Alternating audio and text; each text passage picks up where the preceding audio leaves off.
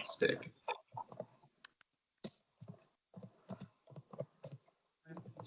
Right.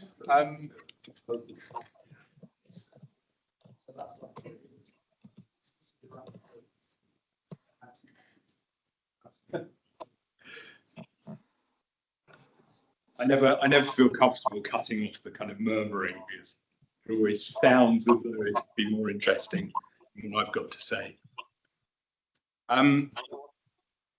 But we'll make a start because I'm not quite sure on the running order how long people are going to want to speak for. So sooner we get started, we can leave a few gaps and things, hopefully. So actually good to see you. It's so good to see so many of you here. So thanks for all coming quite far afield. I've just got a few introductory remarks to make, and then we'll get going.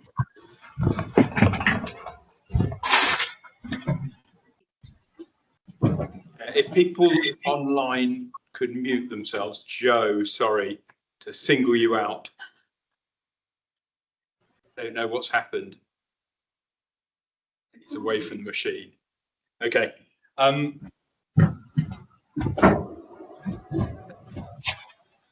This is turning into a comedy sketch. Okay. Joe, hi. If you could hit your mute. Can't find it. Try and mute you. Please do. Please do. I have. Great. Right. Okay. So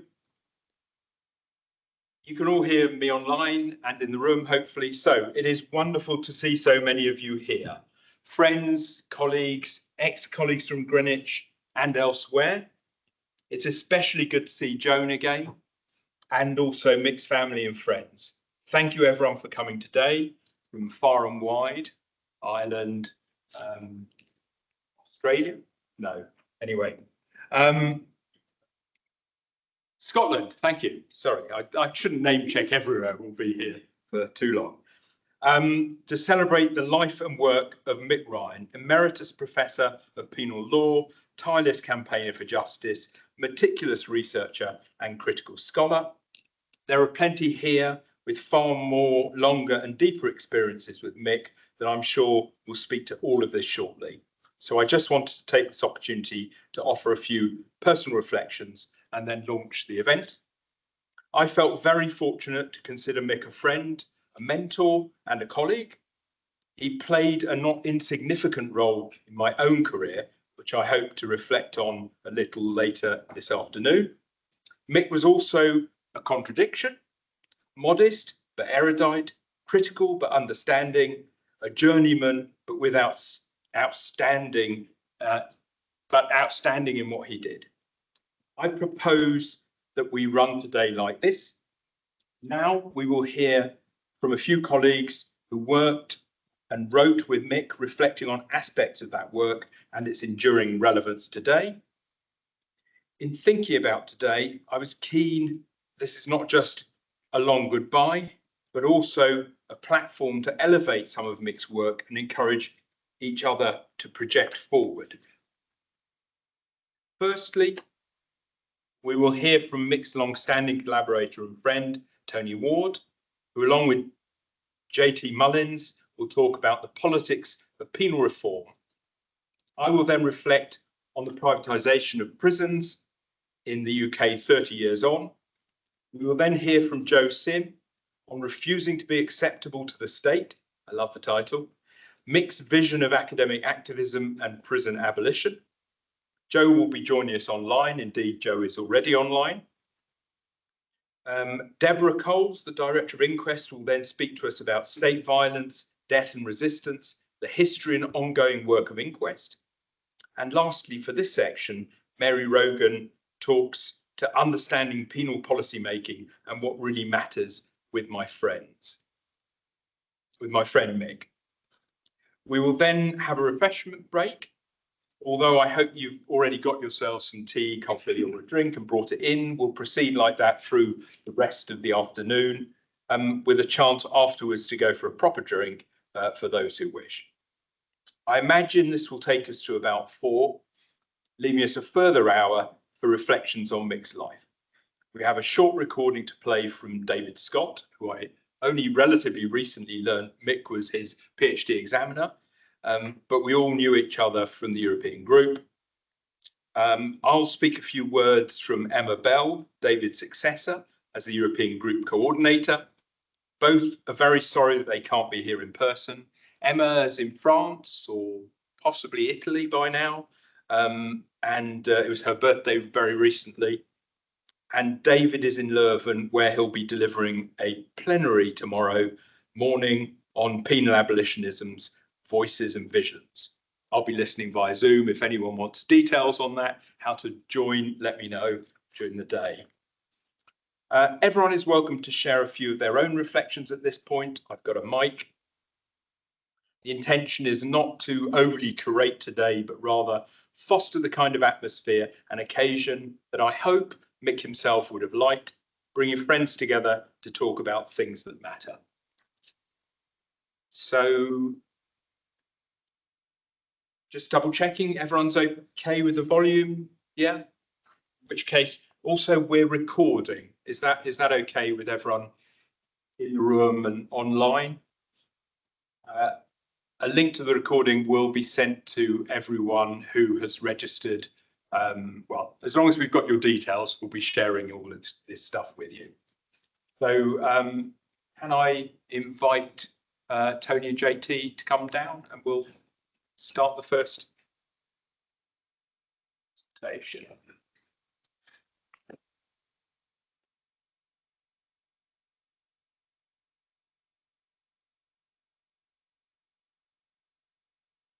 Oh, sorry.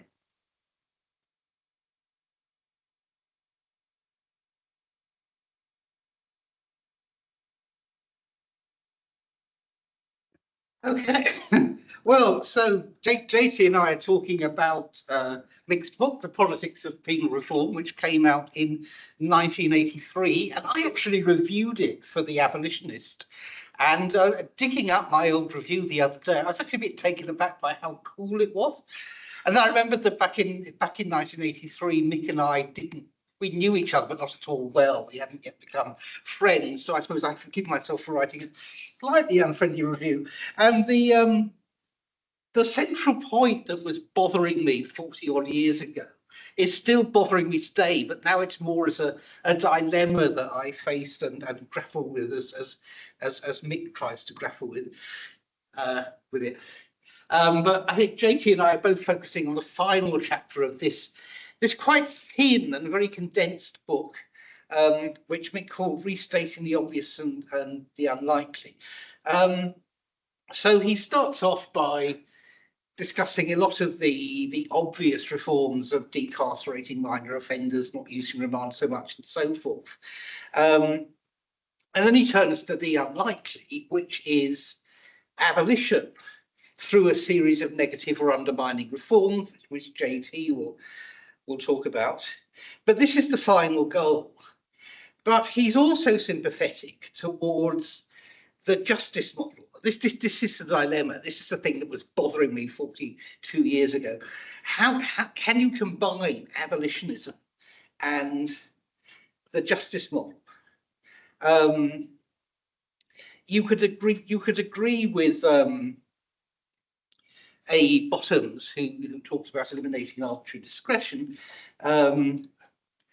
And I think Mick was right to say that in 1983 that the dominant progressive rhetoric of the penal reform lobby was in ideas about justice. But he also says that the radical argument that it is ludicrous to talk of a just penal system in an unequal society is difficult to quarrel with. How has such an inappropriate model gained so much currency? So he's very ambivalent towards it. You know, on the one hand, it's the dominant progressive rhetoric. On the other hand, it's ludicrous and inappropriate. And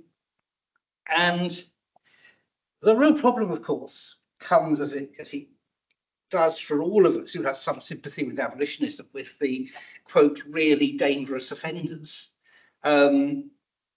can they too be reasonably handled within the community? The obvious answer must be no.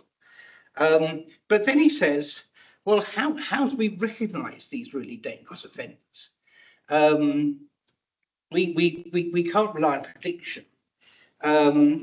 So it's difficult not to agree with the justice model people that offenders should be sentenced on the basis of their offence and what they have done rather than what they might do. But then I'm thinking, well, hang on, you talk about abolitionism, and I was talking about basically adopting a model of retributive punishment. Is that really abolitionism? Aren't you retaining the most ludicrous aspect of the justice model, the idea of that there's what Michael Ignatieff calls, presumably quoting somebody from the early 19th century, a just measure of pain that will fit every offence? And if you're going to set your level of sentencing so that the dangerous few can be caught by imposing the substantial prison sentences on everybody who's committed those offences, and every other offence is going to be sentenced proportionately to those, aren't you going to end up with something not that different from the existing sentencing level? Now, as I say, now these days when I sometimes try to write about criminal law and write a lot about criminal evidence and things, and it's a bit difficult to do this from the basis of, well, essentially, let's just abolish the lot. So I do tend, rather like Mick, to find myself drawn towards some sort of vaguely Kantian view of punishment, although a modified Kantianism. And in fact, people who take this who broadly position themselves in the sort of Kantian liberal tradition, like the best known is R.A. Duff, really, and as Mick and I pointed out in the last thing that we wrote together, are not that far removed from abolitionism themselves. And I mean, where I think maybe the answer here is the place to depart from that Kantian tradition is to say, well, we're in favour of justice, but justice doesn't mean punishment. It means, and to borrow from what I think is a slightly neglected contribution to the abolitionist canon, Willem de Haan's The Politics of Redress. It's redress. It's something that reasserts the rights of the victim, assuming there is a victim. But that doesn't have to be punishment, and indeed some form of restorative justice would seem preferable. And if you're interested in retribution and proportionality, it's in a negative sense, at least setting limits to state power, and hopefully getting rid of as far as possible what I think Mick was really concerned with, which is unaccountable administrative forms of discretion. Which maybe would mean creating more defences where it's the jury that decides. And one thing that I'm working on at the moment, in fact, with my colleague Vanessa Bessenson, is what sort of defence there should be for victims of coercive controlling behaviour who kill. But at this point, I think I better hand over to JT. Hi, everybody. I'm JT. I guess before I get into this, I should probably introduce myself. And why like this random person is here. So I'm JT. I'm a master's student at Oxford. I'm doing my research on abolitionist organizing in the UK. And so as part of my research and looking for my lit review, I came across an article that Tony and Mick wrote about abolitionism in the UK. And so I reached out to Tony, and he was very gracious and offered me his time. And then also I was putting off a big part of my lit review for a while. I don't know if any of you have experienced this, but I was procrastinating for a couple of months because I didn't feel like I was well equipped to independently generate specifically a comparison between radical alternatives to prison and the Howard League. Just felt like a lot of work and something that I was ill prepared for. But thankfully, Mick actually wrote an entire book about it that I found 2 months into my procrastination. So yeah, I'm very grateful to be here. I visited the politics of penal reform also while I was, doing my research for my lit review. So happy to I guess, revisit it maybe a bit more recently than you have, but hopefully still with something interesting to say. Yeah, so in the last chapter, I think the most kind of striking quote that I found was Mick kind of imploring us to develop these criteria which discriminate between alternatives, either those already on offer or ones that can act as organizing principles for abolitionists moving forward. So for those of us who take really seriously the obligation to work within a system and to work to try and modify it in ways that don't compromise our principles, you know, a really important and pressing question that was relevant then and is continually relevant now, and it's really like the heart of my research. And so, yeah, really plainly, like restating this quote, I guess, what are abolitionist strategic considerations as we continue to develop and evaluate reforms? Yeah, so the framework of negative reforms was one that I think Mick was really taken by. It's also one that I personally am very convinced by. So he said that it's one that's not intended as reform to make, in this case, prisons really work on their own terms, or even just quality of life improvements that simply make life more tolerable, but rather they're about undermining the system, about reducing public confidence and reducing the power that the systems have. And so I'm sure as many of you know, this was adapted from Mathieson, most famously, who adapted it from Gorse, who developed this framework in the context of the French Free Left, trying to bridge the gap between radicals and revolutionaries who wanted to simply burn everything down, and reformists who wanted to work through a gradual program of reforms. He didn't think that either of these approaches would be ultimately fruitful, especially given the establishment of a capitalist state, very much in parallel with the establishment of the penal state. And so he proposed the negative reform as one that detracts either from a system's material power, so the resources that are developed, its cultural power, its social power, and moving us away from that. And so the contrast is obviously the positive reform that is the opposite of all of those things. And so Mick saw this as a way for us to move towards the things that feel really unlikely right now. And so as an example, the organization Abolitionist Futures has adopted this chart from another US organization, Critical Resistance, kind of developing this framework for evaluating reforms.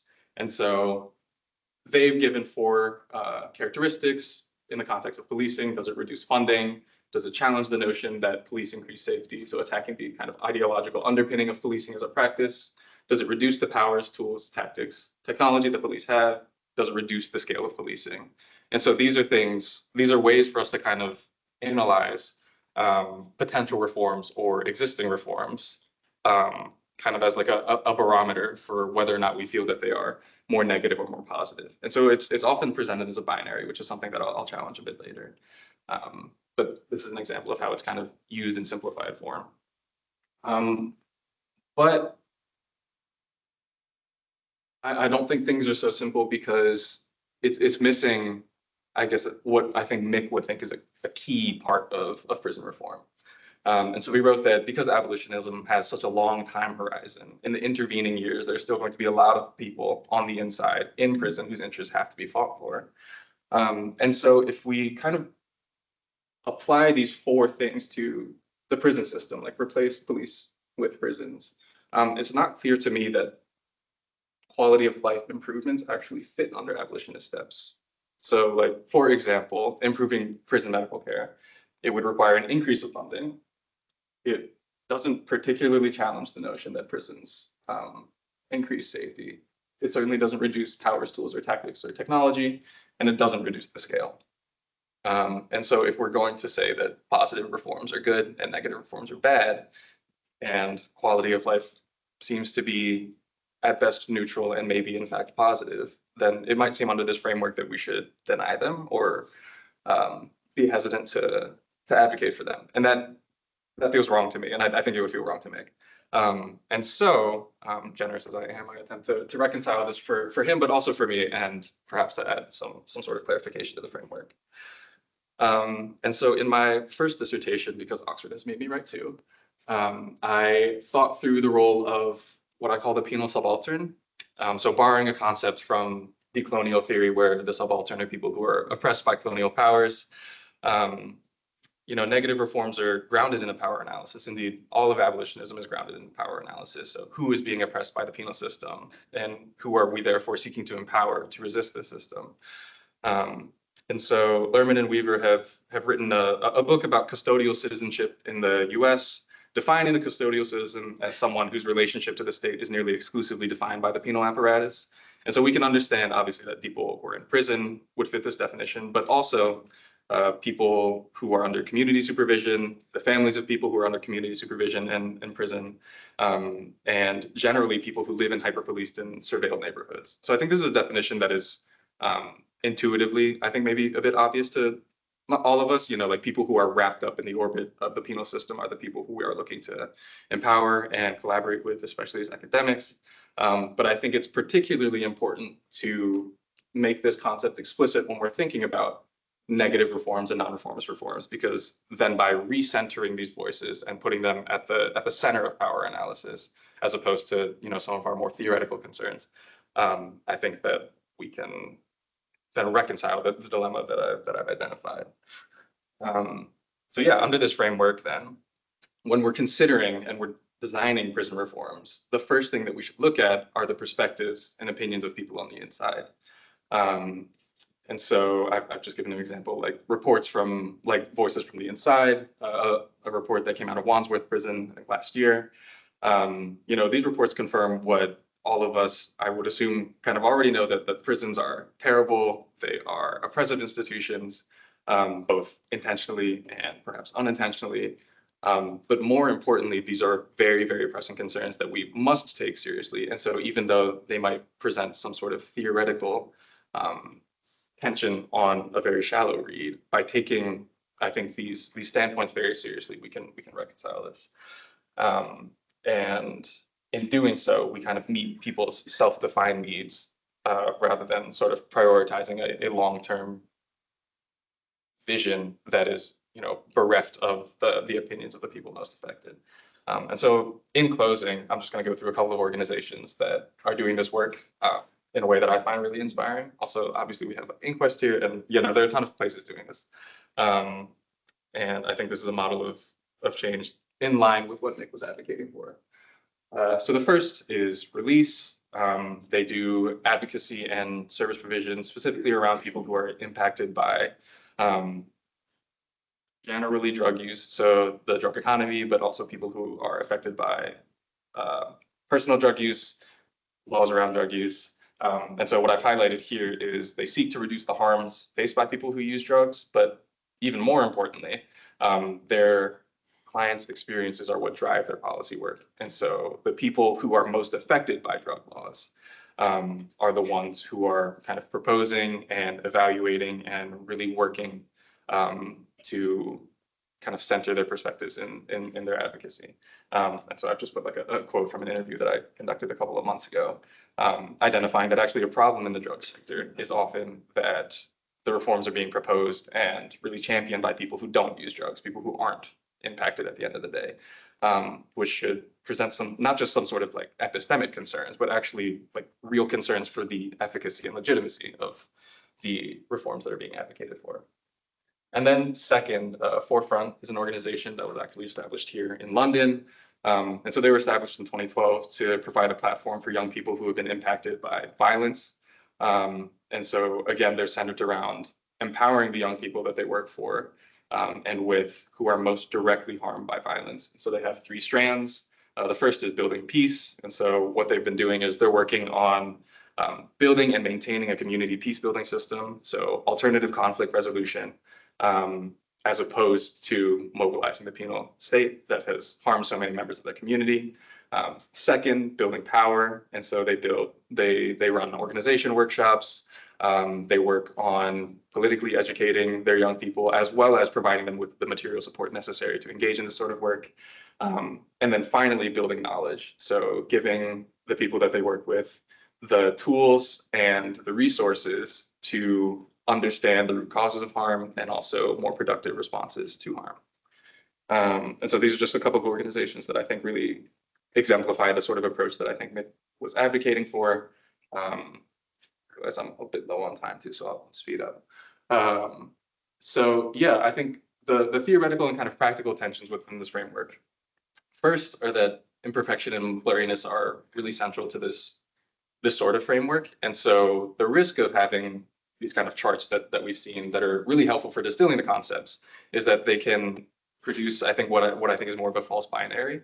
I think that these reforms probably exist on more of a spectrum, and I think that the quality of life improvement example really speaks to this, in the sense that they don't check all boxes. And in fact, they might not check any of the boxes that we want on a negative reform. But I wouldn't say that they exist, wholly down here. And in fact, most reforms that exist, outside of like these really clean charts are going to be somewhere in the middle. And so what our task is to accept this imperfection and not look for such clear answers.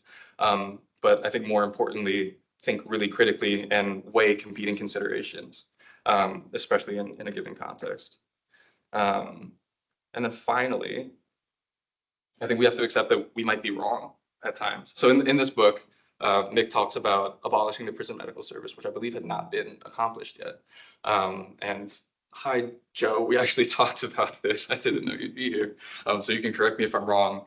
But at the time, this was something that was really important because it was a horrible service, with a lot of doctors who were wholly unqualified to even be treating patients, let alone the kind of really hostile attitudes that they were holding towards their patients. And so abolishing the prison medical service and incorporating the NHS into prisons could have been, I think, very rightfully seen as a non-reformist reform, one that shrinks the prison service specifically and opens it up to the public. However, if we look today, 40 years later, this has happened, but prison medical care is still really, really bad. And so does this mean that the reform failed? I think that's sort of an open question. But I think what's more important is that, this was something that maybe fit the framework at the time, but nevertheless did not succeed on our own terms. And I think that's something that we need to be okay with. And also, I think Mike Nellis is here, and we've talked about electronic monitoring in a somewhat similar context. So I won't belabor that point now. But I think suffice to say, I think we have to be really okay with trial and error and not be married to the idea that we have to be right all the time. Yeah. So. And that sort of blurriness, I now think is actually a great strength of Mick's work. He's really good at capturing those ambiguities and ambivalences and shades of grey, which perhaps I didn't fully appreciate when I was 26. Yes, now I see a lot of my own indecision in his writing. But yeah, so I guess just like in closing, the last slide that I have is kind of in this spirit. So Mick says that, it's important not to expect too much from the alternatives that we propose.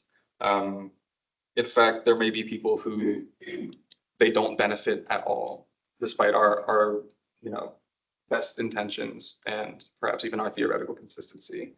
But that doesn't mean that we shouldn't try. And more importantly, it doesn't mean that prison is the answer.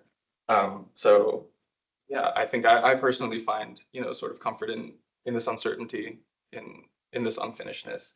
And just as like a young, I'm not going to call myself an academic, but as a young person in an academic institution, it's nice to see that there was somebody as confused as I was, albeit much more intelligently confused, some 40 odd years ago. So I think that's all we have. Thank you.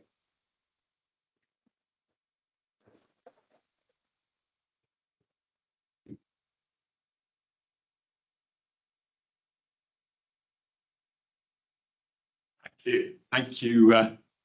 That, I don't know about everyone else, but that really set the tone exactly as I was imagining. So thank you for that. Really inspiring, dense kind of conversation with Mick's work, theoretical, ethical, practical. So thank you. I'm not proposing that we take questions with each contribution, but rather that we take those conversations out over tea and coffee and try and keep moving forward. If we do end up with some space at the end of the contributions, we can have a general Q&A if that's what we want. Yeah. So I'll press on. Let me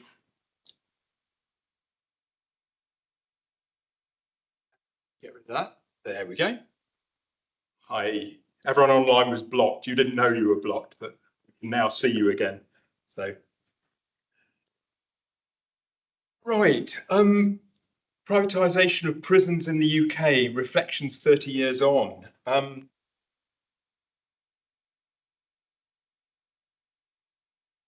This book here. So thank you for this opportunity to reread a book which I first bought and read as an undergraduate student at the University of Sheffield back in 1989. I mention I bought it only because I very rarely bought academic books new then. I spend a lot of time browsing the stacks, as we call them, in Sheffield. That's the basement floors in the library. Rare and Racy, sadly no longer with us, and other secondhand bookshops. But I remember Mick and Tony's Privatisation with a Z, and the penal system, the American experience and debate in Britain, an eye to the American market, very good, when it came out. It spoke to a critical juncture, a point of inflection, a moment of change even, that I don't know why, but somehow I could feel, even I could feel. British aerospace had been privatised, or more accurately denationalised, without much fanfare in 1981. Core businesses were handed over to the private sector, British Telecom, British Gas, with a lot more noise, the Tell Sid campaign in 1984 and 1986 respectively. Core utilities or national infrastructure were broken up, wages suppressed, trade union members members dismembered. Sounds horrible, but you know what I mean. But privatising Her Majesty's Prisons Service, Her Majesty's Prisons rather, the core state function of punishment, felt frankly wrong. It felt like impossible, really, to an undergraduate. I could not have known then that ultimately the Wolds would become Britain's first privately run prison in 1992. And not long after, I would be taking groups of students round there to visit. Nor that a decade later, I would be teaching about the disastrous privatisation, UK spelling, in British policing. I still can't say why I latched onto this book precisely. I can still remember an advanced copy lay in the display section of the library's new acquisitions. I would have been casting about for a focus for my final year's project. JT, I sympathise. And this felt timely, but also I was a teenager of Thatcher. She snatched my milk. I have memories of the winter of discontent. My mother stockpiling flour to bake bread, candles for blackouts, and filling the bathtub with water. Later, I was a student in a city still traumatised by the miner strikes, still sooted from the collapsing steel and coal industries. And I even have a distinct memory of passing a long line of vans on the M1, which I imagined was in retrospect, I imagined was the territorial support group heading north to launch another Orgreave, but is much more likely to have been something to do with the poll tax demos. I was later on Westminster Bridge facing the police horse charge in 91, and was among the crowd kettled on Carver Lane in Sheffield town centre the same year, but that's another story. My criminology professor, Joanna Chapman, persuaded me to work up my essay based on this book for publication, which I duly did. To my surprise, it was accepted with minor revisions by the Howard Journal, only for the next edition to contain a brilliant article by Penny Green, powerfully marshalling very similar points against the privatisation of prisons, which kind of took the steam out of my arguments. And indeed, I never published the article. So I'm thankful for the opportunity to now revisit these arguments. However, I find myself struggling to regain the anger, fire, and outrage that I had then. Richard Seymour has offered a very helpful potted history of privatisation in Britain. What I would call Thatcher's structural adjustment programme, and which was advanced and then expanded on by New Labour under Blair. He talks about the experimental phase from 79 to 81, the lift-off from 82 to 86, leaps and bounds as it was established from 87 to 91. That would be the first wave if we were thinking about policing. And then from 92 to 96, weakness and retreat, 97 to 2000, New Labour's compromise, PFI, second wave if you're applying it to policing. And then 2002 to 2008, aggressive PFIs continue in the NHS, elsewhere. And 2009 onwards, Thatcherism Mark II, ? I taught this, as I said, in relation to policing as to the two waves, creeping privatisation initially with policing not affected, and then the core and periphery in the second wave as police were impacted following the publication of the Sheehy report into police responsibilities and rewards in 1993. I have another story about that because Joanna Shapland was involved in doing the research for that, and there was a misprint in the report, and we were told anyway, no, that's another story, maybe over coffee. But my question now and then remains, isn't this just some kind of legalised Ponzi scheme? And when has privatisation ever worked? I remember the debacle over the Skye Bridge, building and toll. The bridge, built at the behest of the Conservative government, was Britain's first privately financed public project. Under the PFI, public works such as roads, bridges, schools and hospitals are built and run by private companies, then rented back to the state. That's George Monbiot. Secret contracts with favourable repayment conditions using public funds, but sheltered from freedom of information requests by financial sensitivity and other kind of commercial interests. So, what to do? I thought that I would rehearse the arguments that Mick and Tony used in the book and look at what went wrong. I've lost my original article. It's on a floppy disk somewhere, floppy disk. So instead, I've turned back to their original arguments, so powerfully spelled out and evidenced in chapter 4, if you want it, section 2, starting at page 69. Delegating the power to punish, the first one. And this is the idea that people are imprisoned in the name of the sovereign, and this cannot be delegated to someone else. Elsewhere, prisons were a public trust to be administered on behalf of the community in the name of justice, to open the way for private sector involvement into the administration of prisons would undermine the very essence of a liberal democratic state. More recently, incarceration should be administered by servants of the state and not by private companies in Britain or elsewhere. So this idea of relying on the organised use of force and states' claim on monopoly on the legitimate use of force, which defines the very fundamental characteristic of the modern state, we should not be allowing private interests into that space. It's inadmissible, and it carries a whole series of risks, which I'll go on to say a bit about. Second argument is around profits and ethics. Mick and Tony agreed with Ms. Christie that the overriding moral imperative in the field of punishment is to reduce the level of pain infliction as far as possible, and it is compatible with that goal to pay those whose job it is to inflict such pain a reasonable wage, but not to create arrangements by which people get rich in direct proportion to the quantum of pain they inflict. Yeah, so really like that quote.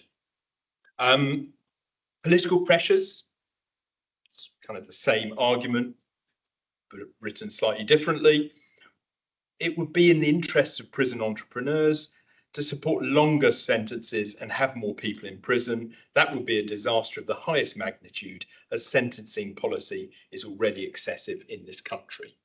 And indeed, as I was rereading that, I had in my mind the Kids for Cash scandal in the US back in 2011, where a judge ultimately was sentenced to 28 years in Pennsylvania for as part of a bribery case of sending young people to prison in order to drive up business. Next argument, prison discipline. One of the main problems is the danger that brackets private institutions may abuse their disciplinary powers, and particularly their power to determine or influence an inmate's release date. This could be mitigated through regulation and oversight. However, this would be onerous, costly, and further limit private companies. So Ryan and Ward make the further, I'm switching to surnames now, make the further point that alongside the formal disciplinary system, there exists an informal or shadow system whose sanctions include segregation, withdrawal of privileges, transfers to other prisons.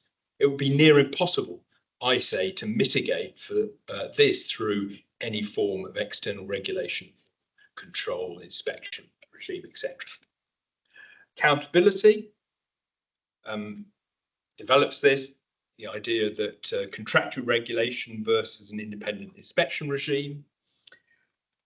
Remand prisoners is a set of arguments because privatisation of prisons was focused on generating extra capacity for remand prisoners. And we would see that also later in the extension to detention centres for immigration. And hidden within that is this idea that punishment is it's punitively neutral, that this is simply kind of incapacitative. Prison building, this is really the first argument, I guess, and certainly the argument around PFI. Privatisation as a means to add a new dimension of urgency and flexibility to the prison building programme. Claims to parliamentarians. This is back in 87, 88, that the planning, financing, design and building of a prison is possible in 10 months. And yet there's no obvious link between whether we accept that private interests can build prisons quicker, cheaper, inverted commas, better. There's no necessary link then to them in being involved in the running of those prisons. Prison industry, I won't address that argument. Prison services is similar actually to the prison building. It's the thin end of the wedge of privatisation. Bring them in on cleaning, catering, and then they move into security and central functions, similar to the core and periphery argument for policing. And then there's an argument around, actually there's a whole chapter around the involvement of the voluntary sector in running prisons and how that differs to private providers. Okay, so aware of the time. So what I want to do is just kind of reframe those arguments then in light of evidence since. So the cost savings argument. The preponderance of evidence now suggests that private prisons are generally more expensive in the long run per prisoner hour than public prisons. The lack of accountability argument. Private companies are accountable by law to their shareholders, not to the public, and inevitably this can lead to a lack of transparency and public scrutiny, and that's further shielded by commercial interests, as I said. A lot of this research has been done by the Prison Reform Trust. Staffing and conditions. Private prisons often have lower wages, longer hours, fewer benefits, higher turnover rates for prison staff, potentially leading to lower quality of care and increased safety risks. Safety and security arguments.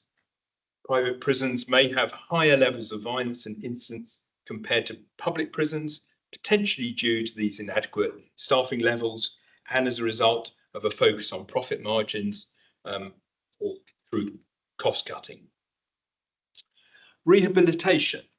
The profit motive of private companies can detract from the goal of rehabilitation, potentially leading to less emphasis on resource-hungry education, training, other rehabilitative programs, and a dilution of any positive constructive regime. Lack of flexibility. Private prison providers work to contract, and they only work to contract. It means that there's a lack of flexibility, and I'd go further, actually, I didn't write this in, but I think that it also ties the hands of the state. So contract works on both parties. Overcrowding. Private prisons have historically had higher rates of overcrowding than public prisons. Exploitation.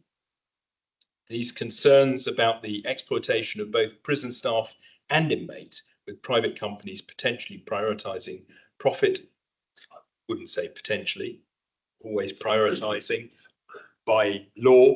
They have to prioritise their stakeholders, their shareholders rather, prioritising profit over the well-being of those in their employment or in their care. However, things have changed. We could be looking at the renationalisation of British Steel.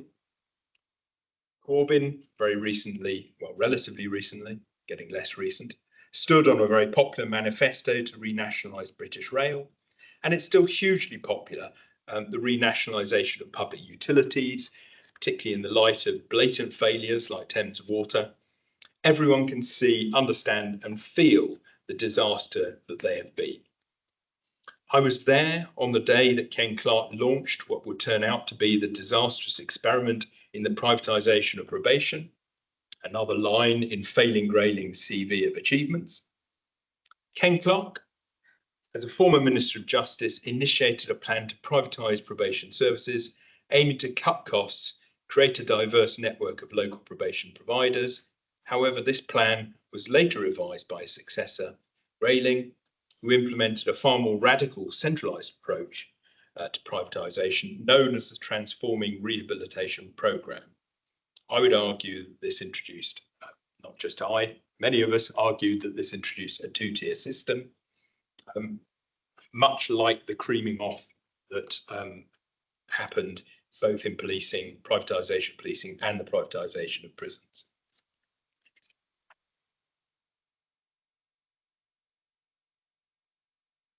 And so we can learn lessons from this reversal for prison privatisation. Why did the privatisation fail in probation? It failed because of this introduction of a two-tier system that's criticised for putting public safety at risk, fragmenting the service, and ultimately proved more costly than expected. Also, the public outcry and criticism. Reports and studies revealed that private companies struggled to meet their obligations, with some firms even failing to adequately supervise offenders, leading to increased reoffending and even tragic incidents. I'm also thinking of G4S and Olympics, Thames Water again, plenty of other debacles in privatisation elsewhere. Government rollback. In 2020, the government announced that the contracts of private firms responsible for transforming rehabilitation programme will be terminated early, with all offender supervision reverting to the National Probation Service. Again, I'm thinking of a similar thing in terms of National Rail, would be hugely popular. I could also say something about the de-skilling of the probation service by I worked. We had a number of very senior probation officers come through Greenwich. Indeed, we have one on staff. I guess that's one upside of that experiment of privatisation. So things have changed. So reason for the rollback. The decision to renationalised probation was driven by the widespread criticism of the privatisation programme, reports of failing performance, and the recognition that the system was not adequately protecting the public. High-profile prison escapes, escalating problems in prison, violence and drugs could well do a similar thing for prisons. The probation service has been taken back from the divided and privatised shambles set up by Chris Grayling 7 years ago, and is once again a public service. This is a very welcome reform. That's the Howard League in 2021. Even so, prisons, especially post-pandemic, the Guardian's view on private prisons, flaws in the system, English and Welsh prisons are disastrously overcrowded, and new research suggests privatisation may be making a bad situation worse. 2019. So there is the possibility that there is both public appetite for a renationalisation of the prison estate. Yeah, I'll leave that there. Thank you.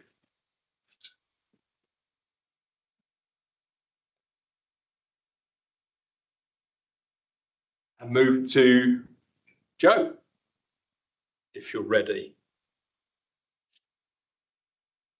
Let me. Can you hear me okay? Everybody, yeah?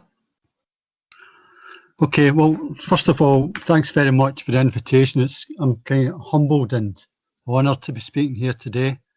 I want to thank Richard for the invitation and Keris for organising this great event. Thanks to everybody for coming as well. I'm not going to share the screen, principally because I'm rubbish at technology, as everybody who's here knows I am. I've followed Mick in that tradition, I think. So I'm just going to speak. So please bear with me in that, and I'll learn, I promise, at some point how to share screens. But at the minute, I can't do it.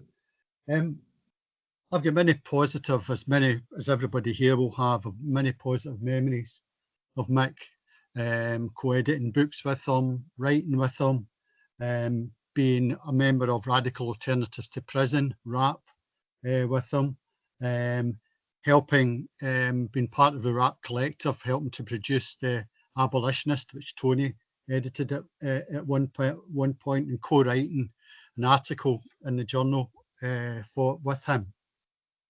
And when we met, sometimes we used to discuss my kind of pathological tendency, as others will know, to overwrite and to be really wordy in my writing. So wherever Mick is in the cosmos, I'm sure he'll be looking over his glasses and having a wry smile to himself, because my title today is the longest in the whole day. So apologies for that. Although, having said that, I mean, Mick's book, which I'm going to talk about, The Acceptable Pressure Group, has got a subtitle as well, Acceptable Pressure Group, Inequality in the Penal Lobby, a case study of the Howard League and RAP.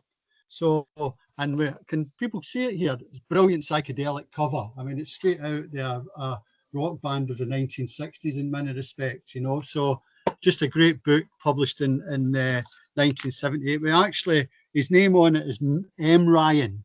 So he's kind of reversing Elvis there. Mick's known by his second name. Elvis is known by his first name, and Madonna as well. So very psychedelic, Mick. Okay, I want to talk about that book today and its ramifications for nearly 50 years on. It's published in 1978, and at the time it was published, the context of the book, I think, is very important.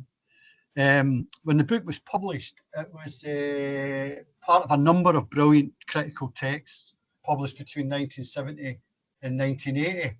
And it was also critical academic text, that is.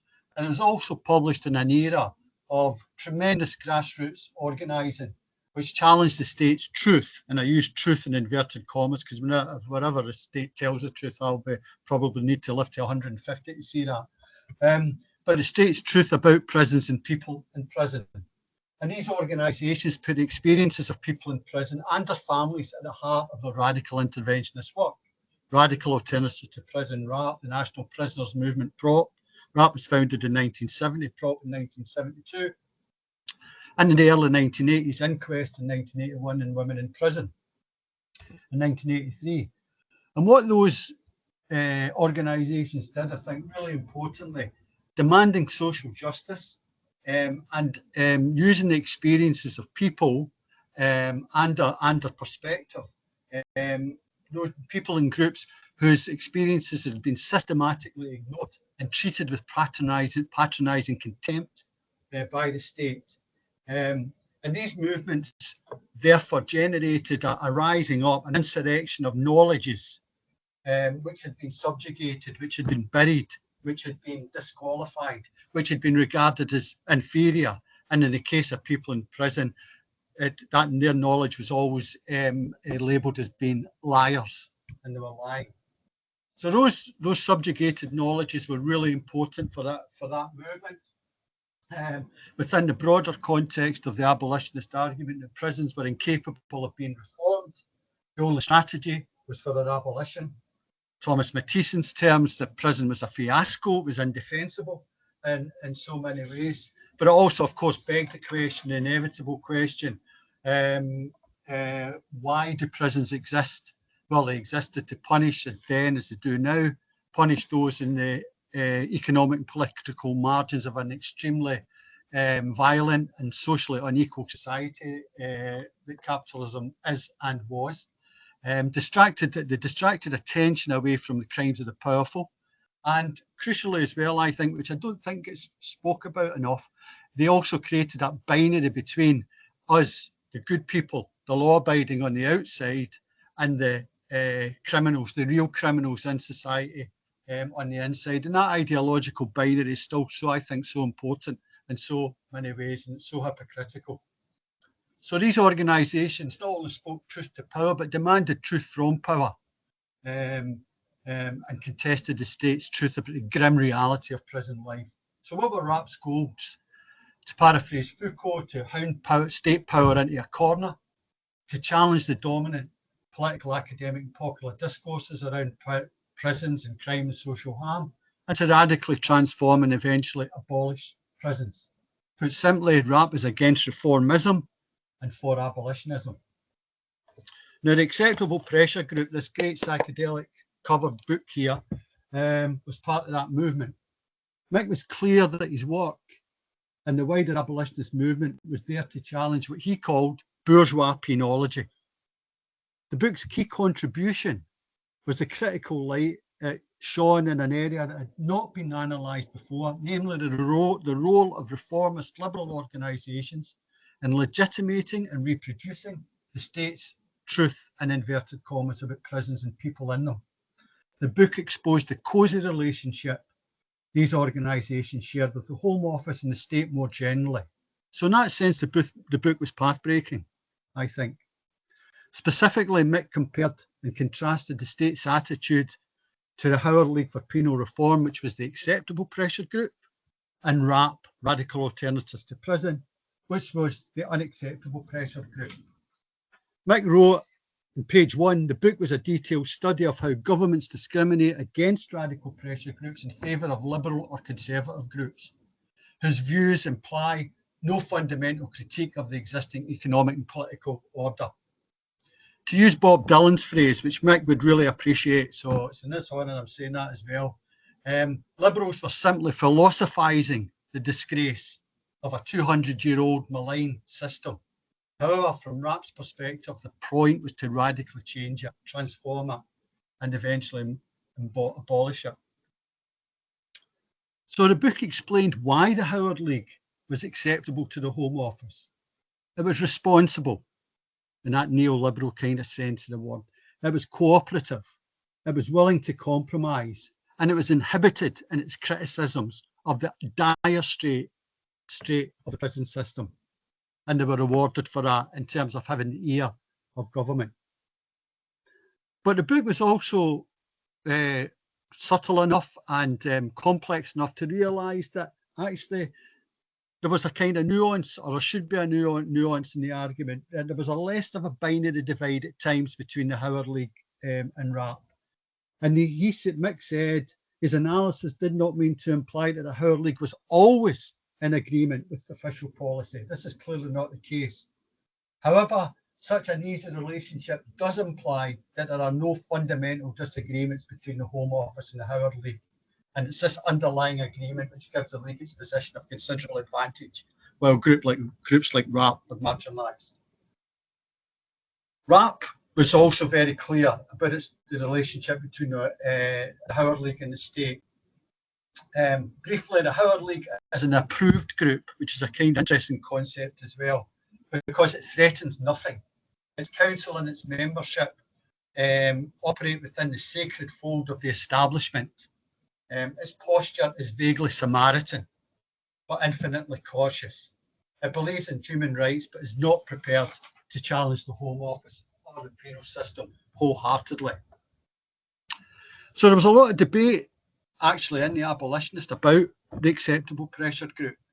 One of the abolitionist collective actually argued in 1982 that Mick's analysis that RAP had been defined out by the state was problematic, because she argued RAP itself defined itself out through its political ineptitude, which is an interesting kind of critical analysis. Mick wrote a spirited defence of some of the criticisms that had been made, and in one article finished, as usual, with a magnanimous point when he said, perhaps the main point to stress in conclusion is that our various differences should not stop us from working together on RAP's main task. Having helped to expose bourgeois penology for what it is, we now need to capture the ground for our own radical purposes. In the present political climate, the task is even more difficult than it was. So there was nuances there. I mean, I myself had a lot of time for Martin Wright at Howard League, still do. So there was nuances there, but the overarching argument was that essentially the Howard League was in the pocket of the state. Now, I want to just do a very little digression here, because like Tony, I was going through the old abolitionists, and I'd forgotten that one of the things and one of the joys of working with RAP was that, and maybe possibly all of you know this, but I'll repeat it anyway, that every year RAP awarded its coveted ball and chain award, right, to the magistrates district that sent most people directly to prison, right? So, which was just a fantastic idea. Dorset magistrates were perennial winners of RAP's ball and chain award. But those who represented magistrates took serious umbrage at RAP awarding the ball and chain award. So the Magistrates Association removed RAP from its mailing list, for example, because it took umbrage at what RAP had said. And one of the things that they found extremely offensive was that RAP had identified Sussex as a place where people were being sent direct to the prison. They were right high up the table as well. So the Sussex Express, the local paper, went and interviewed the magistrates who were operating in Sussex, and they claimed, they wholly denied the implication in areas like Sussex, the bench was composed of middle-class people. So there were 3 magistrates interviewed. Lieutenant Colonel Nigel Drew declined to comment, as did his colleague Brigadier Yo.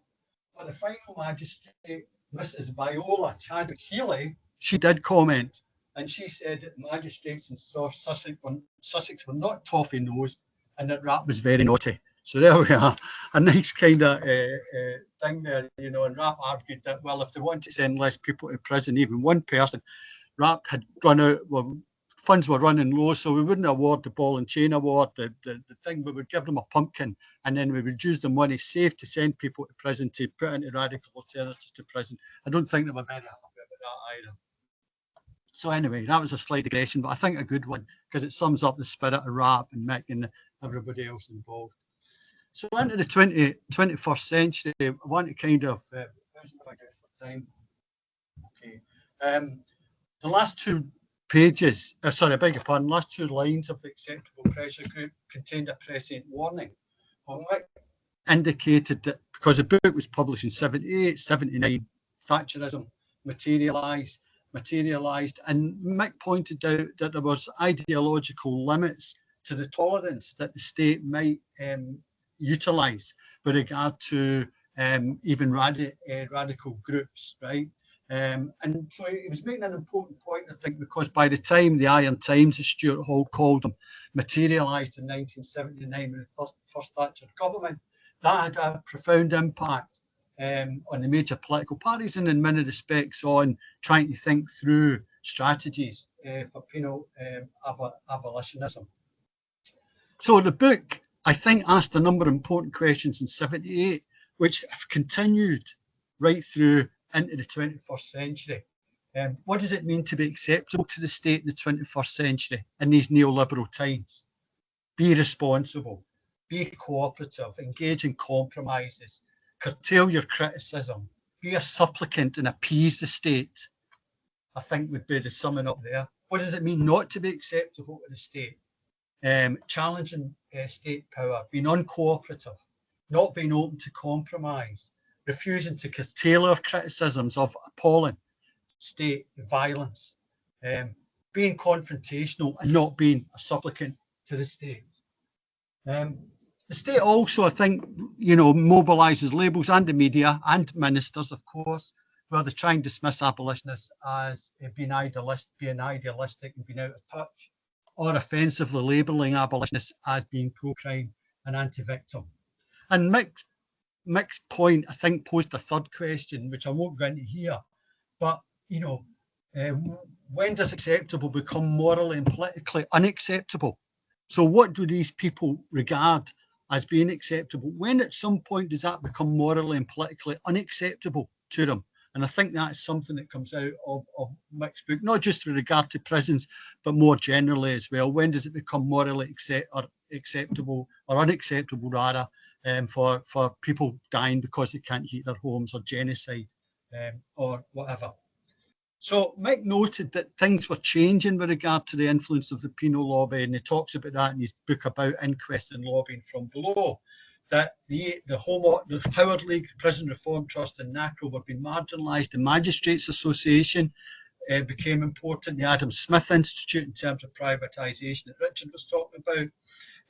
And also, as we know, in the 21st century, a word I hate, but the importance now of special advisors to ministers, SPADs. I hate that word, can't stand it. But anyway, these people who have usually been through Oxbridge, no disrespect, but whose education, shall we say, isn't very broad in so many respects.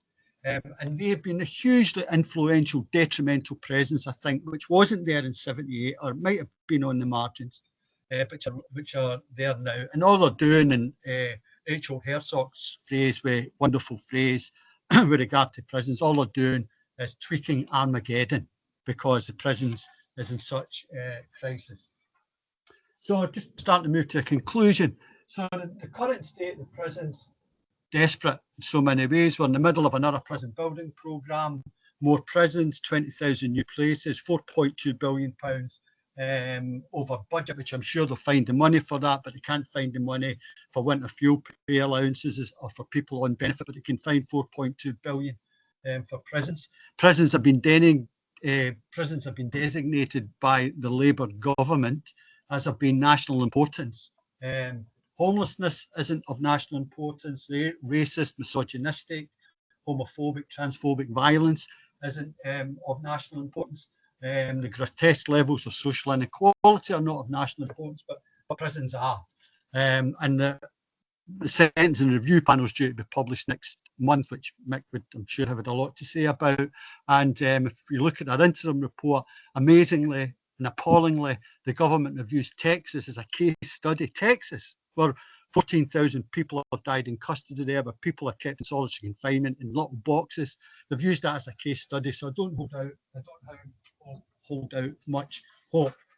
So in conclusion, just to kind of wrap up, when Mick wrote the executive pressure group, the state, the media, politicians and the wider public, for them it was easier to imagine the end of the world than to imagine the abolition of the prison system. 50 years on, that's still the case. And we're living in a country, and rhyming with Leighton's words, where the rich get richer and the poor get prison. That's still the case as well. So it's easy to say, in a sense, that nothing has changed. and the work of the work of pioneers like Mick has meant nothing. But I think that's a kind of counsel of despair, right? There's a proud legacy here that Mick left, which is valid, important, and transformational. And the big macro questions are still there: abolishing prisons, abolishing the criminal injustice system, abolishing capitalism itself. But the micro issues and interventions are equally relevant. And there's three briefly I just want to touch on very, very briefly. Firstly, there's the question of academic activism. Mick's membership of RAP and his subsequent role as chair of Inquest meant that being an academic activist was central to who and what he was. And that's important because it could well be argued that although the situation today in prisons remains bleak, if RAP and PROP and Inquest and Women in Prison and a whole range of other organisations like Rape Crisis, Black Lives Matter, miscarriages of justice organisations, campaigns around deaths in custody, Hillsborough, the infected blood scandal, post office scandal, COVID, all those people struggling around justice. If they hadn't been there, then how much worse that things might have been. So it's really important to celebrate the impact of these fantastically diverse but really important groups. It could also be argued that groups like RAP and Inquest had a significant impact in terms of dragging liberal reform groups onto a more radical terrain as well. And that's really important, I think. And Mick pointed that out when he talked about Inquest, which I'm sure Deborah will talk about. So there's that. Second, there's the question of contemporary academic research. A lot of academic research these days is based on snake oil theories and methods, right? With one ultimate goal: to make the state function better. Within this general point, there's snake oil penology, built around modernising prisons and designing better prisons to make them work better. So modernisation is a strategy for legitimating new prisons, a point made by Emily Hart, Rob Jones and David Scott recently. And in universities, being an entrepreneurial researcher is central to how they perceive themselves. There's contradictions, of course, but it seems to me entrepreneurial research is an oxymoronic term. Right up there with other words and phrases today: entrepreneur, deal, got your back, influencer, diplomacy, CEOs. I can't be dealing with those terms. So what it means is, in practice, that obtaining funds from whatever source, no matter how morally dubious, should be central to academic life. But what's really important, I think, about the Acceptable Pressure Group and a lot of other books that were published then was that actually it doesn't take a massive grant to write a great book. It doesn't at all. And there's fantastic examples all the way through the last 40 or 50 years in critical criminology, which shows that great research can be done without the aid of huge grants. And finally, there's the question of teaching, right? Working in Henri Giraud's phrase, our universities have become disimagination machines. But like many of the generation has come from, critical pedagogy and teaching and learning was really important, but not in the snake oil way that's promoted today by the regressive teaching and learning industry that's sprung up in higher education. What we've got, what Mick was into, was actually changing minds in many respects. Great teaching, as Giraud says, is a discourse, developing a discourse of educated hope. And in James Baldwin's, the great American writer and political activist, the world changes according to the way people see it. And if you alter even by a millimetre the way a person looks or people look at reality, then you can change reality. And I think that's a fantastic thing to be remembering in terms of scholars. So, in other words, scholars and activists from that earlier generation have made an inch of radical difference to people's lives. And Mick played a key role in that process. He was a visionary of a larger reality, like Stephen Boxer, a great criminologist. I want to finish with one final quote. It's this from Ursula Le Guin, the feminist science fiction writer. She said, "You can't buy the revolution.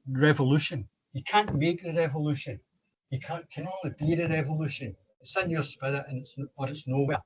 And I think in terms of penal politics and Mick's contribution, I think that sums up his work and his legacy pretty well, I think. That's it. Thanks very much. I hope you heard that. Did you?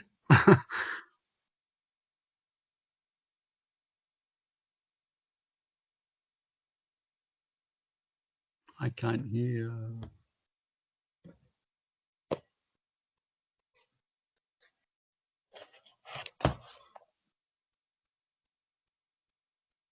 Oh.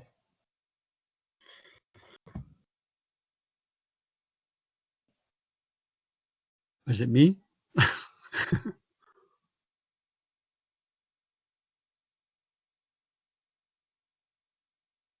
Oh, I can't hear. Joe, we heard, mate. It's loud and clear. It's wonderful. Thank you, man. Sorry, I was talking to myself.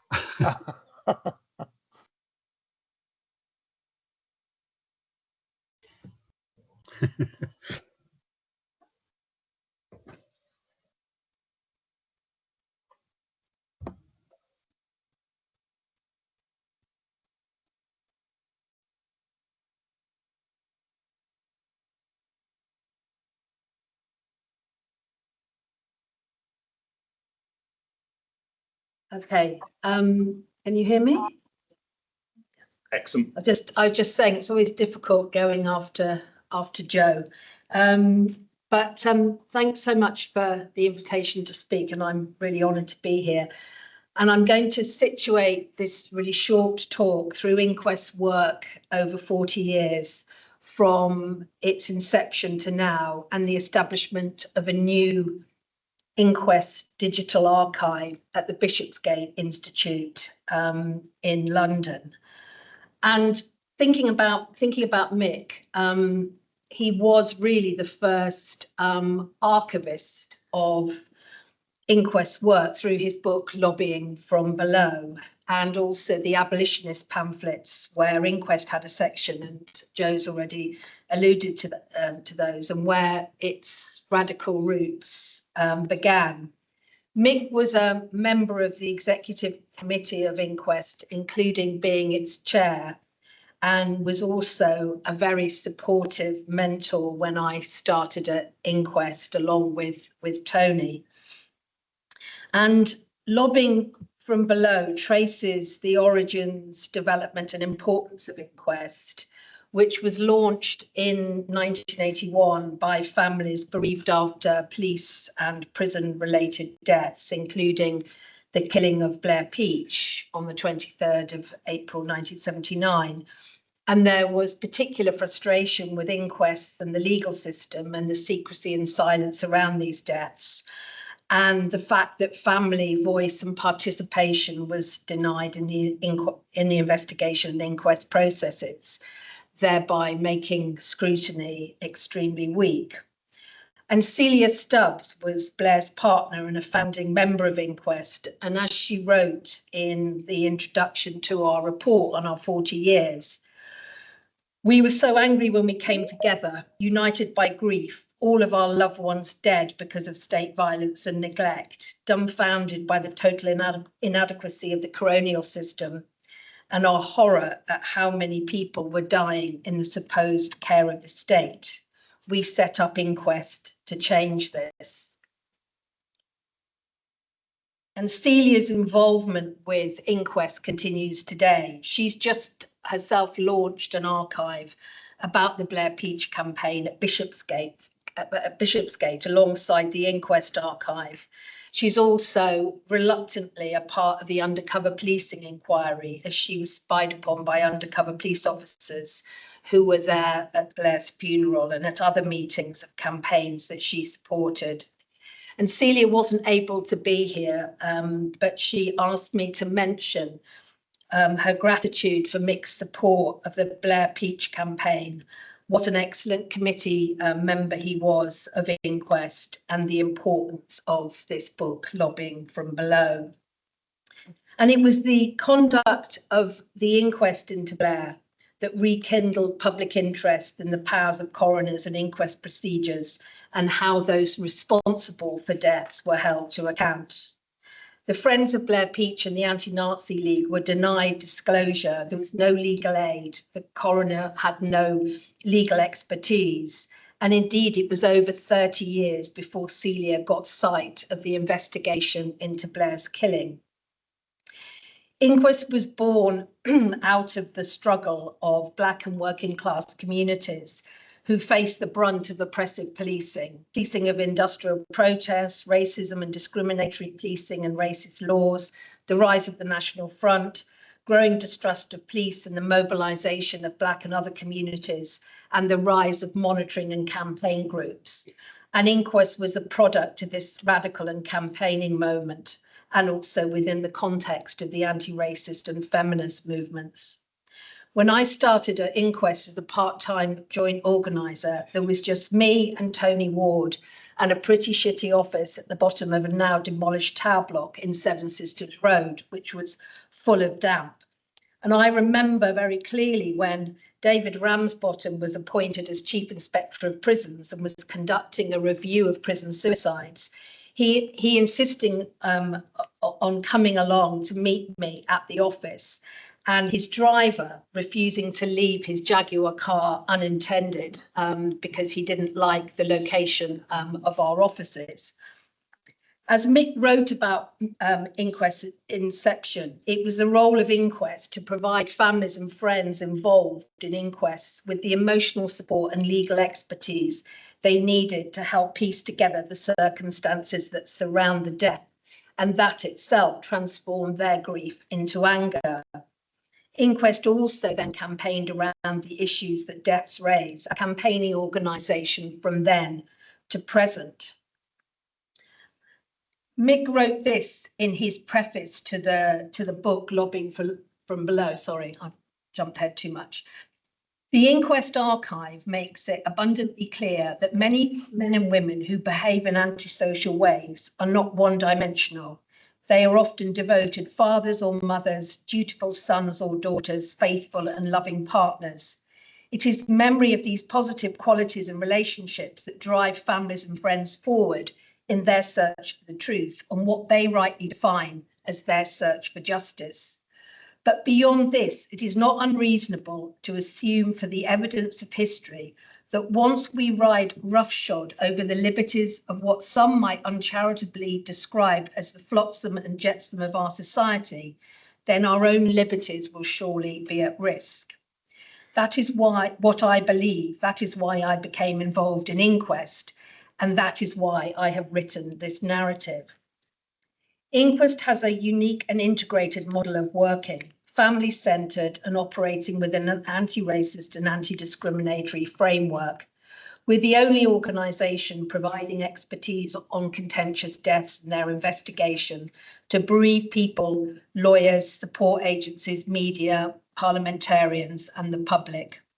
An independent, critical voice that has the trust and confidence of the families with whom we work. And we've gained a reputation for evidence-based policy work and a movement for social and racial justice and systemic change.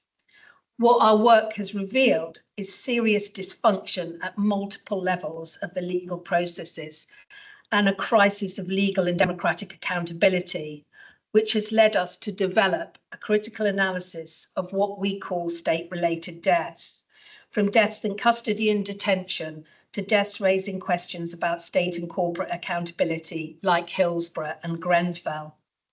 We situate the deaths in a broader social and political context, many impacting on policies, public health and safety, mental health, addictions, poverty, inequality, misogyny, racism and discrimination.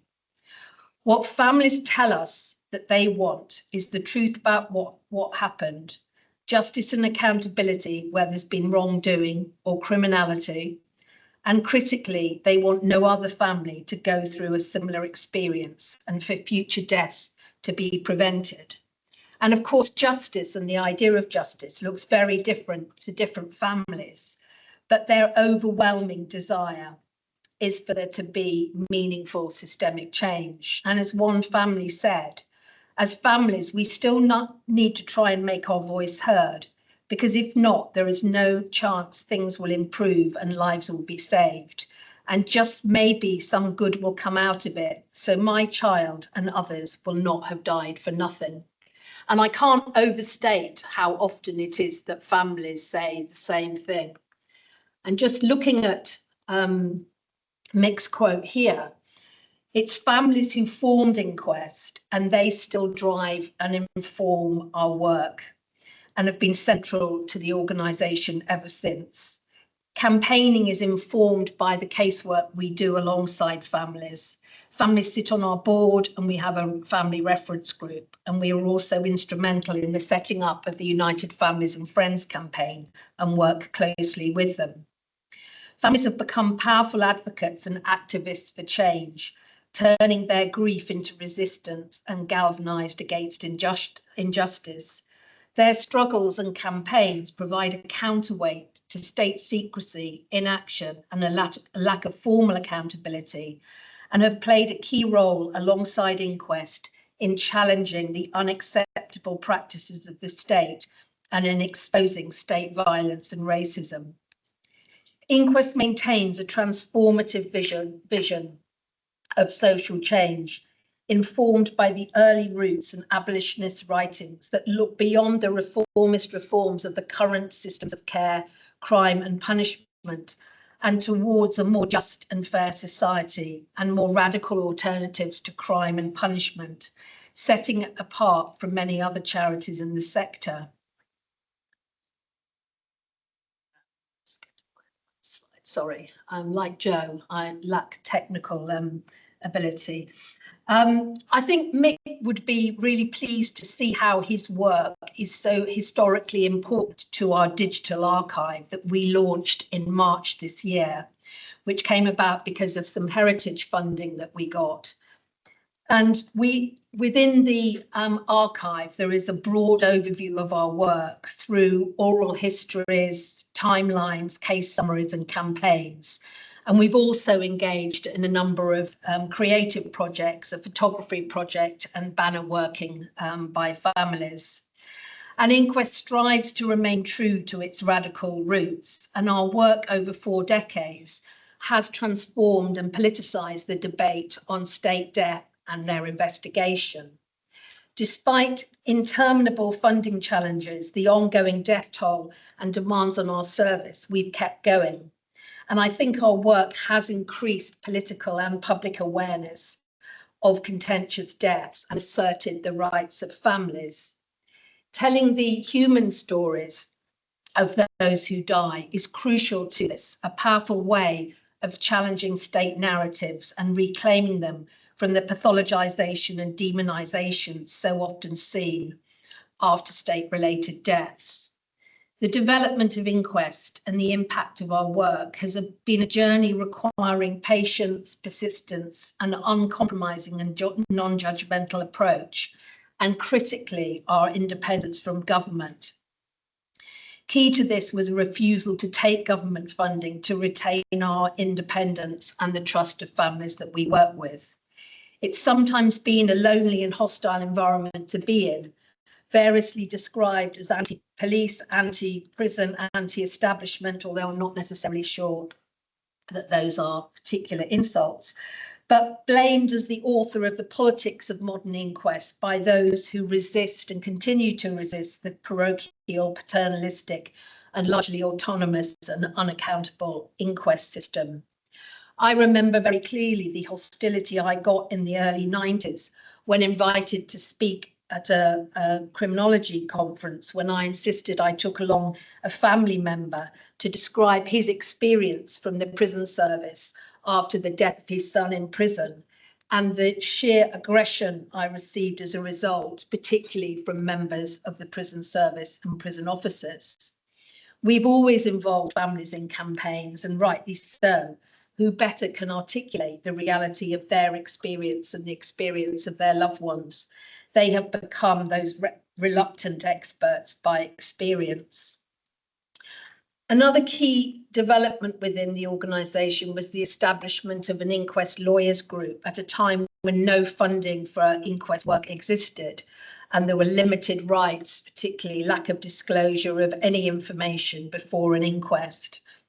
A disparate group of lawyers were working in isolation pro bono up against the might of the state funded out of the public purse. And we recognised the importance of bringing together those lawyers to share tactics, to support and to help each other in training. And that was key in helping drive some of the legal changes that we've seen. As Lobbying from Below documents, the focus on the site of inquests into contentious death initially involved police and prison, but spread to other areas of containment and coercive control, including immigration, immigration centres, mental health and learning disability settings, as well as the disasters like Grenfell and Hillsborough.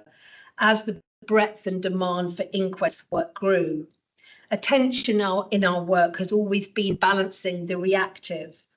We have to respond flexibly to that external environment, but also the proactive strategic work we're undertaking for long-term systemic change. And in looking at lobbying from below just recently, I know that Mick articulated some of that. And although he didn't name me, I did speak to him afterwards about the person who is going out of the office a lot to campaign, and the fact that some of our internal management structures were perhaps neglected somewhat. And I think that's always been is always a tension of a campaigning organisation. You know, on the one hand, you've got so much to campaign about, but you've also got to fundraise, you've got to report, you know, on the grants that you receive, and the kind of management demands and operational demands organisation are often neglected.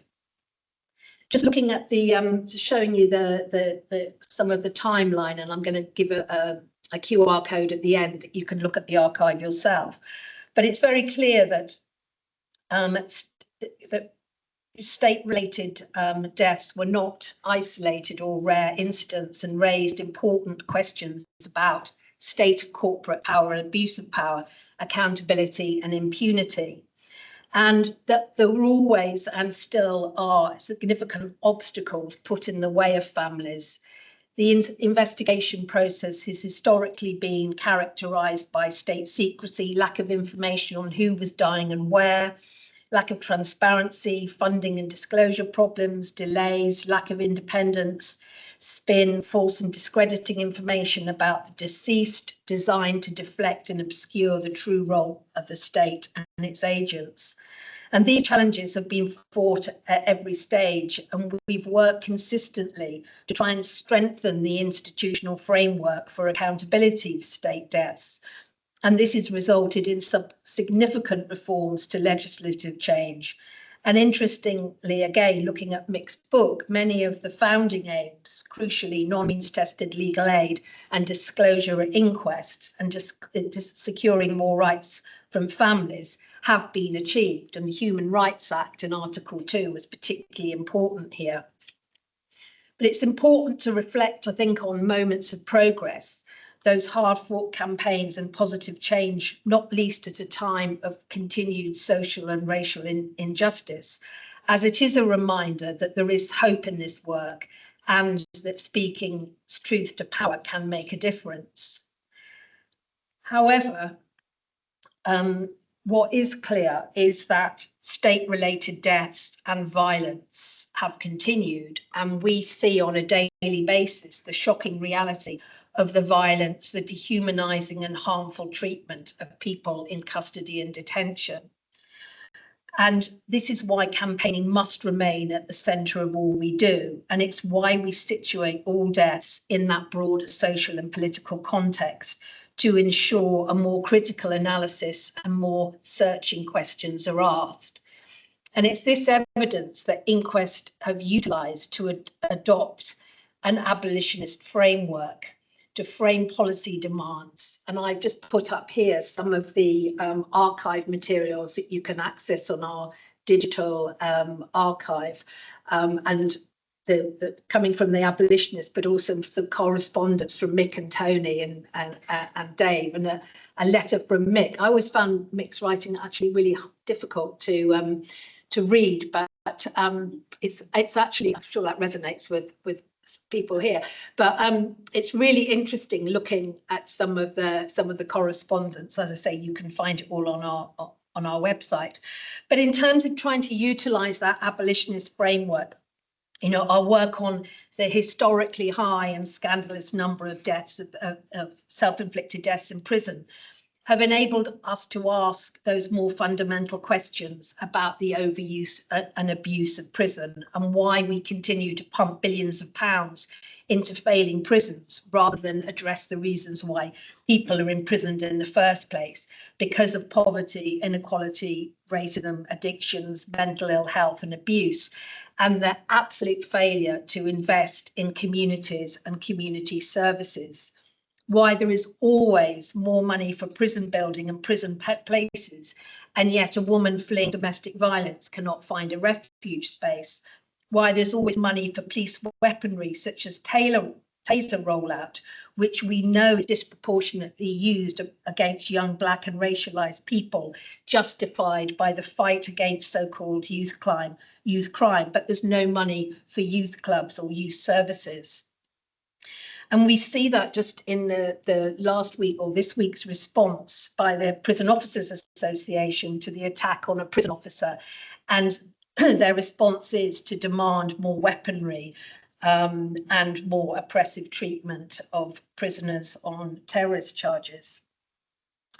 So this evidence-based model that we've adopted enables us to identify trends and patterns and to shine a light on dangerous practice and human rights violations. And this has informed our thematic work on deaths of women in prison, deaths of children and young people, killings of Black people after the fatal use of force, deaths in mental health settings, as well as broader policy work on the inquest and investigation systems, our legal aid campaign and our campaigns around Hillsborough Law and the National Oversight Mechanism. Mick mentions inquest work around the Hillsborough disaster in his book and the vital contribution of another key inquest member, Phil, who's on this call, who brought two families to one of our very early AGMs and has stood alongside those families ever since.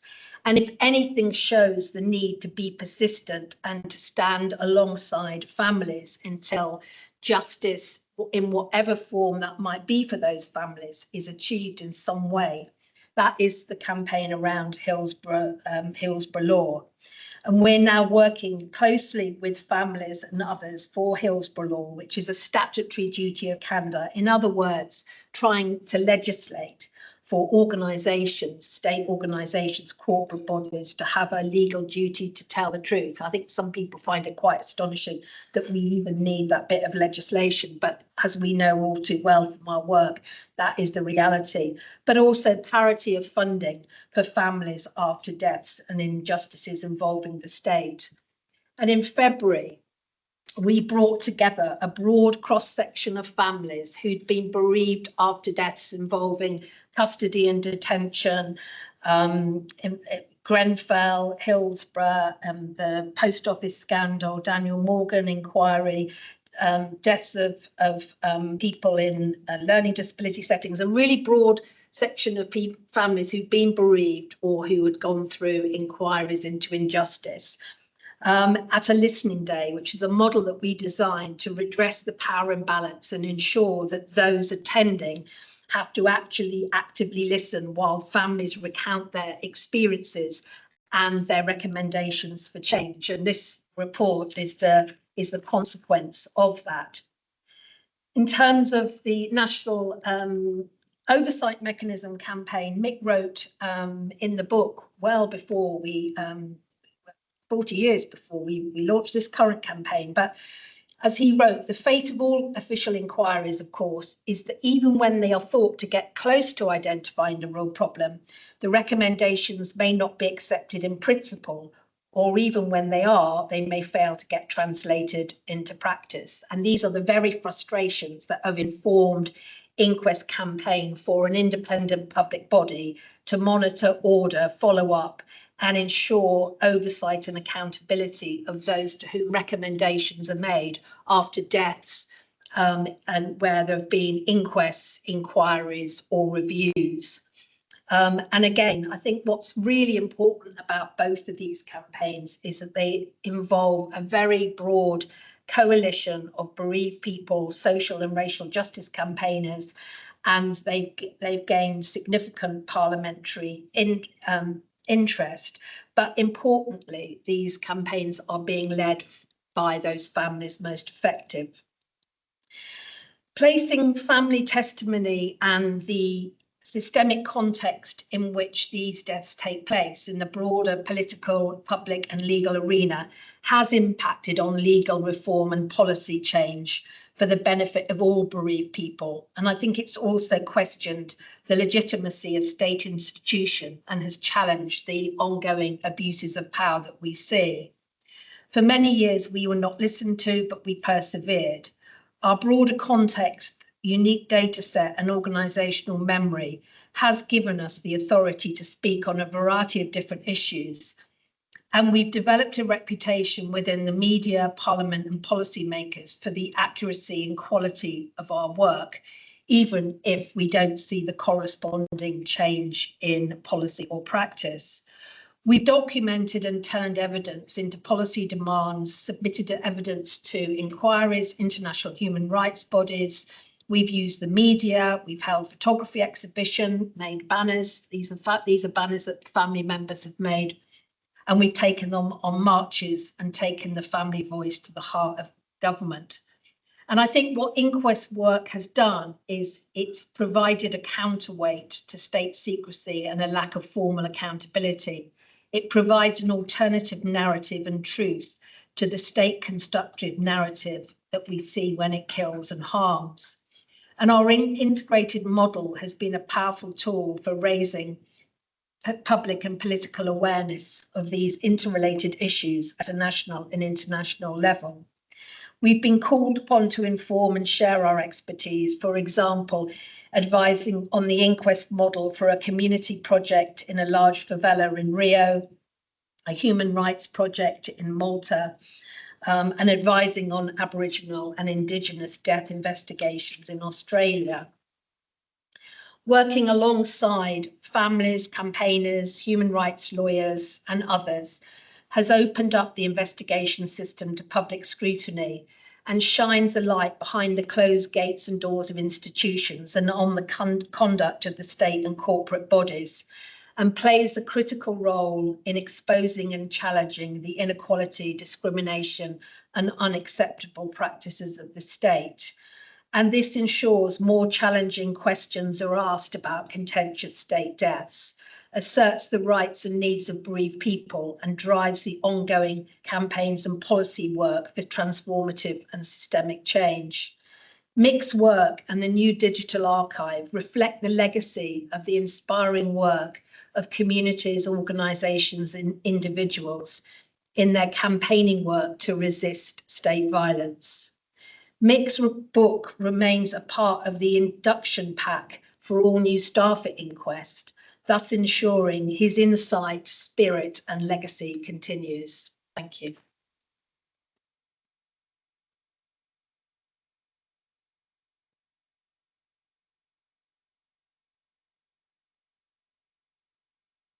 On QR.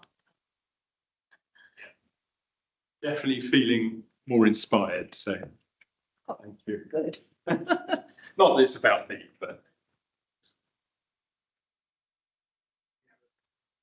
Oh, fantastic. Right, Mary Reagan. Very much, Richard. Thank you all.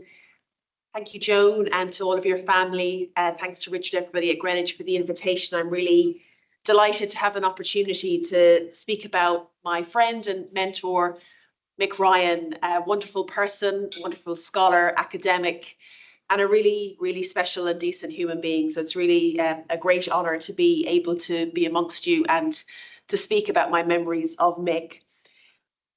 My name's Mary Rogan. I'm now a professor in law at Trinity College Dublin in Ireland, and I'm also especially happy to have a chance to inject some of the Irish dimension of Mick's life into the conversation as well. And I know he was very proud of his Irish heritage and his roots. I first came to meet Mick in about 2007 at a local small meeting of the British Society of Criminology, which was being hosted at the LSC. And I was in about the third, going into the fourth year of my PhD, and things were getting a little bit heavy and probably a little bit tough. And it was my great fortune that I happened to sit beside him, one of those little seminar chairs with the dodgy table at the side. And who sat beside me? Only Mick, trying to balance his glass of wine on one of those wobbly tables. And we struck up a conversation. And I already had known of his work. And I think the subject of the talk that night was something to do with penal policy making, which is probably why we were both there.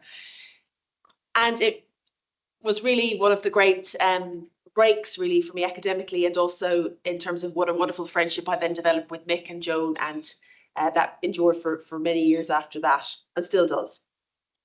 In terms of my reflections on Mick's contribution to the academy and to studies of penal policy, I think there are really three that I want to touch on, and many others have been mentioned already. The first is how exceptional he was in seeking to understand the policy-making processes. The second concerns the notion of the pressure group and the role of lobbying groups and NGOs in the formation of penal policy and also in the challenging of penal policy. And thirdly, a broader theme, I think, across all of his work, which is the notion, I think, of bearing witness to human suffering, to injustice, to inequality, and how he tried to inculcate his academic work with those sensibilities as well. As has already been mentioned, Mick was really one of the earliest proponents of a proper structured framework by which to understand how policy is formed. If we look at his early work, he's ahead of the pack by about 15, 20 years in terms of trying to provide an academic, systematic way of studying the formation of penal policy. And he has so many contributions under that heading. I remember very important conversations with him about the links between the decline of deference in society and the rise then of penal populism. I also remember his work on penal policy and political cultures, and his rare and unusual focus on the role of party activists in Parliament, which was not studied so extensively by others. This work was truly exceptional and managed to provide a way of understanding the policy formation process, which was also grounded in his own experiences, and I think was all the more real for that. I also think of his work on the acceptable pressure group which has been extensively explored already. And not only was that a study of how policy interested groups and lobbying groups and NGOs interact with policymakers and with officialdom, it was also a warning to those of us who want to do that kind of work about how to manage oneself in those processes and how to make sure you don't fall into those traps of colluding in things that you don't believe in. And that was definitely something on my mind when I went on to work in the Irish Penal Reform Trust, a charity and NGO in Ireland working on prison reform issues. But I think the golden thread, the overarching theme throughout the work of Mick is this notion of bearing witness. And we were hearing earlier about these tensions or indecision or between the notions of abolishing the penal system and then what do you do with the human suffering that you see in it on a day-to-day basis. And in Mick's work, I don't see indecision. What I see is an effort to reconcile two great moral imperatives. One is understanding that unless you dismantle the structures which are creating the horrors and the systematic suffering that you see within the prison system, within the penal system more generally, you're never going to get to where Mick wanted us to get to, a more just and fair society. But equally, you cannot turn your face away from the indignity and the suffering which is happening in the lives of the individual right now. And as been discussed, that notion of not being able to wait for the systematic problems to be addressed before you deal with the individual in front of you. And I think in his work with Inquest and his work in his writings, we see that notion of bearing witness, the desire to put forward, to center, to uphold, and to foreground the human dignity of the individuals that he encountered and that he wrote about and worked with. And that brings me to the effect, I think, the influence, subtle and unsubtle, of Ireland on Mick's work. Mick was one of the few people that you could send a 6-volume report of the Judicial Commission as part of the Christmas present to, but he was one of those people. And we corresponded regularly on issues to do with the changes in Irish society and social policy. And the report that I sent to him was by a namesake of his, a judge, Judge Ryan, the Ryan report into child sexual abuse in Ireland and its very dark and ugly history. And it was one of the first efforts to really begin to scratch the surface of the horrors of all of that in Irish history. And I think Mick's experience and understanding of poverty that was so prevalent in Ireland, the lack of a welfare state, and power structures, be they through religion or through the church or through land ownership or through colonial structures. I think the influence of Ireland on his thinking is important to recall as well. And I have lovely memories of him telling me about going to Dublin in 1966, and he was present for what was then the 50th anniversary of the Easter Rising, one of many efforts in Ireland to obtain independence, and that having, I think, a profound impact on him as quite a young person. That PhD that I spoke about, in no small way, thanks to Mick's efforts, eventually made it to submission, and Mick was one of my examiners on the thesis. And the compassion, the gentleness by which he approached his task was really characteristic of Mick, and it was a very, very enriching experience, the Viva itself. And then I was able to turn that into a book, again with his help. Mick could be very direct, he put me directly in contact with Brian Willan of Willan Publishing, who many of you will know, and that led to the publication of the book Arising Out of the PhD. And we had the opportunity to work together again on research concerning the effects of austerity on penal policy in Ireland, in my case. And just as an aside, I think Mick enjoyed the unlikely coalition of the IMF and penal reformers when Ireland, when our economy tanked in the mid-2000s and the IMF had to come in to bail us out. Hidden away in the text of the agreement concluded between the Irish government and the IMF is a promise by the government that Ireland would reduce its prison population because it was just too expensive. So the IMF, you take your friends where you get them. And as the years went on, we would correspond by email and by cards, and I got to know the news of Mick and Joan's family, and also then had the great fortune to bring two of Joan and Mick's grandchildren around Trinity College.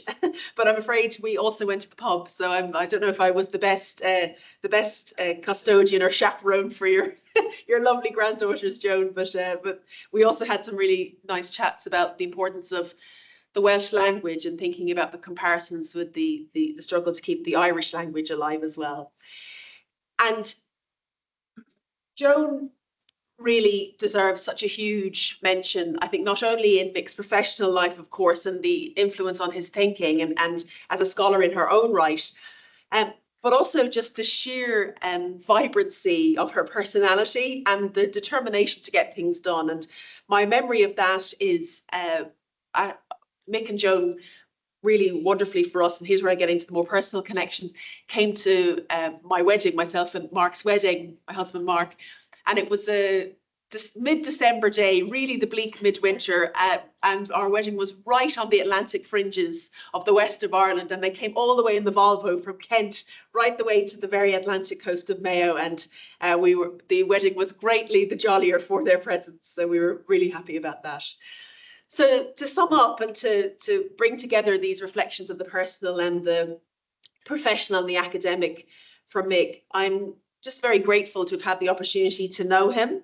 And it's wonderful to have this reminder at this event of the importance of critical voices in academia and in the formation of penal policy and in the administration of penal policy. Mick was able to combine a really superb level of analytical ability, clear writing, not to be underestimated either, and true care, compassion, capacity for friendship and decency, which I think marked him out as a very special person indeed, and it's why we're here to remember him.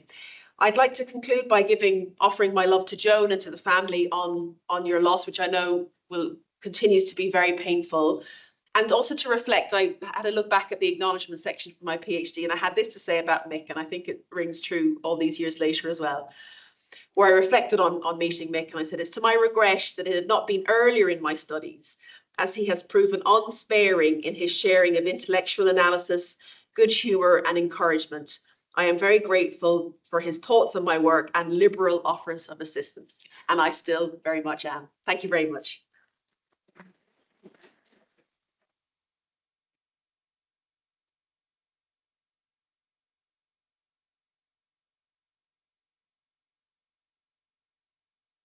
Thank you, Mary. Thank you very much. And I think that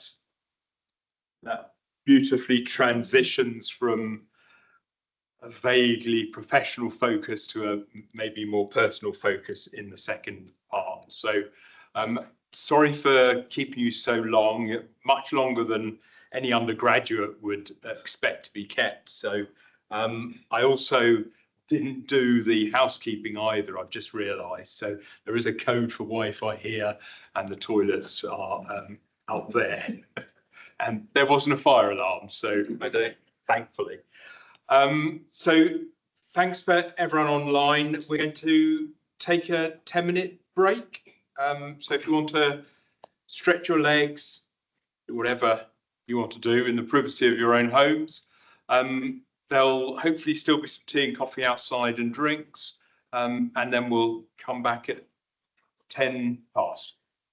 Thank you, everyone.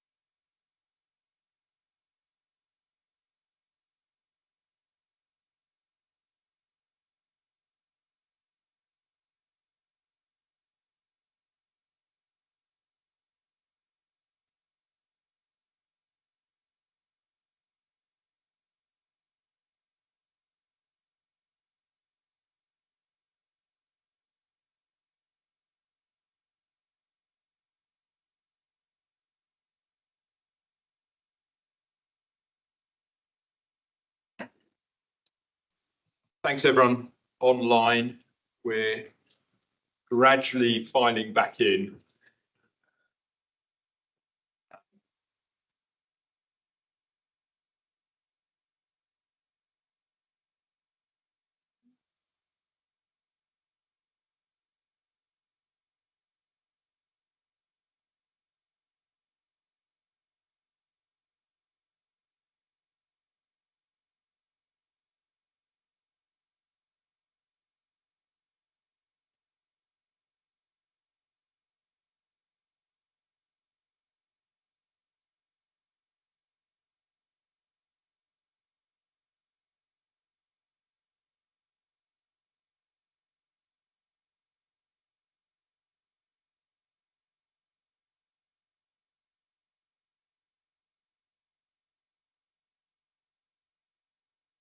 Right, I was just seeing if I could switch the camera so that people online could see the audience here. I'll carry on trying to figure that out, but in the meantime, let me just explain for the remainder of the day how things will work. So now we're open for reflections from the floor and indeed online.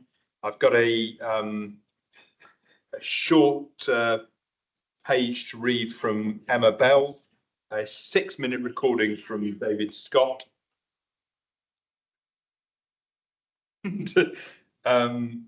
Mike, I believe, would like to say something.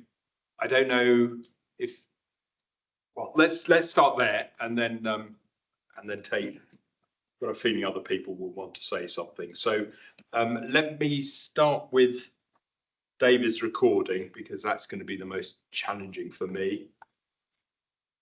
If I can find it.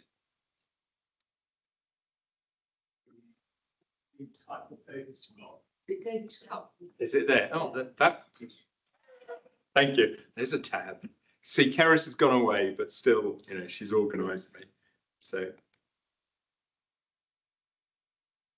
Thank you to Richard and all involved for inviting me to contribute to this day. I'm very sorry that I can't be present in person. I was greatly saddened to hear of the passing of Mick. He was a wonderful scholar and human being, and he will be greatly missed.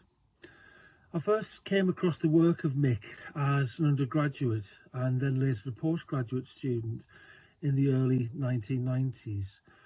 My first encounter was with his book, The Politics of Penal Reform, which was first published in 1983.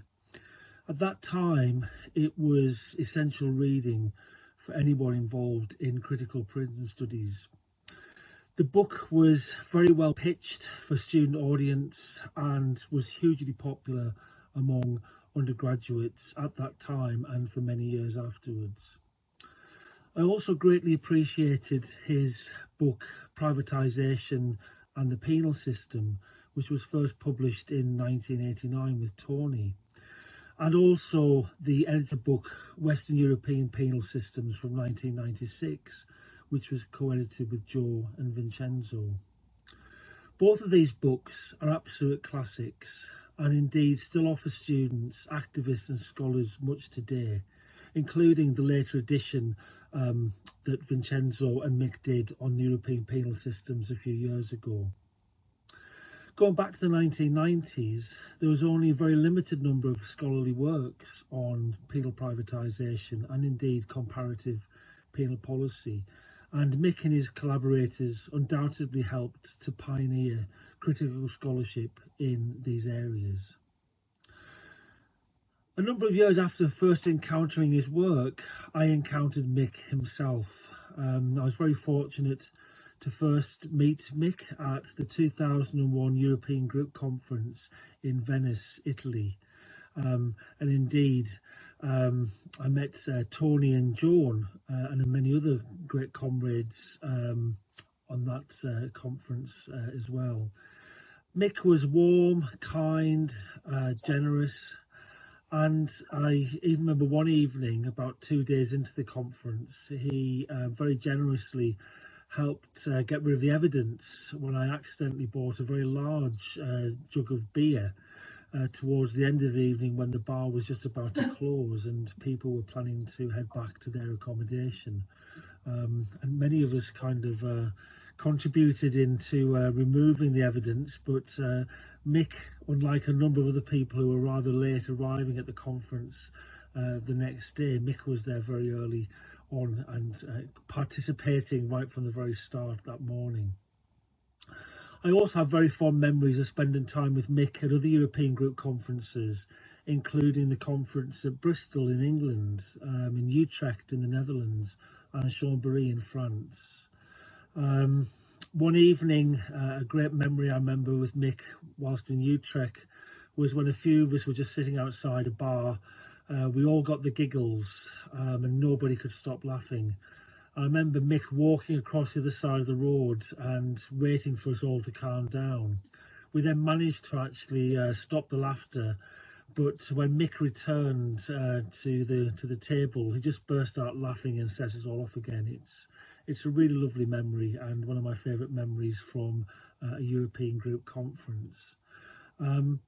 Another time, back in 2007, when the prison handbook was launched at the Open University campus, Mick and I got lost together trying to find the bar where the conference quiz was taking place.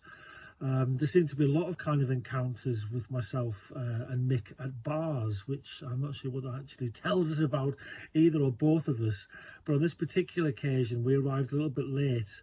The quiz teams had already been established and we became a small team of two. We weren't actually particularly good at the quiz. Joe and others were doing much better in their teams, and we spent just a good time having a lovely chat. And Mick was just absolutely kind of delightful company. Mick, along with Joe, was one of my PhD examiners. I was terribly nervous before the Viva, but when I went in and sat down, I remember Mick saying right at the start, let's just see how much fun we have, and I instantly felt relieved. The next 90 minutes or so of the Viva just flew by, and it was a very, very positive experience. And I think that was largely down to Tunde, Mick and Joe, who were the internal and external examiners respectively. Mick was undoubtedly a brilliant scholar, and I learnt so much from his work. His books like The Acceptable Pressure Group, which was first published in 1978 on the development of radical alternatives to prisons, and The Dark Days of the Howard League back in the 1950s and 1960s and 70s, was a really, really influential and indeed an exceptional piece of scholarship. He also kind of put together the book Lobbying from Below, which identified the origins and ethos of the charity inquest. Again, these are both excellent examples of excellent scholarship and really important research on abolitionist activism. And I think both of these books continue to be relevant and should have a readership today. Mick was also a very strong advocate of a kind of radical pluralism and the importance of hearing diverse voices. And I found this particularly with his book, Penal Policy and Political Culture in England and Wales, which was first published in 2003. That brought together a number of really important kind of contributions, which helped to, I think, kind of influence and inform critical approaches to penological debates at the time. And I'm sure, as many other people will have mentioned during this special day for Mick, that these books had great resonance in the moment they were published, but also continue to have resonance today. When I watched his funeral online towards the end of March last year, it was very clear that Mick was greatly loved and treasured by his family and friends, and that his scholarship has been and continues to be deeply respected by his colleagues. It was a true pleasure and honour to have known him, and thank you very much for inviting me to be part of this day. Thank you very much.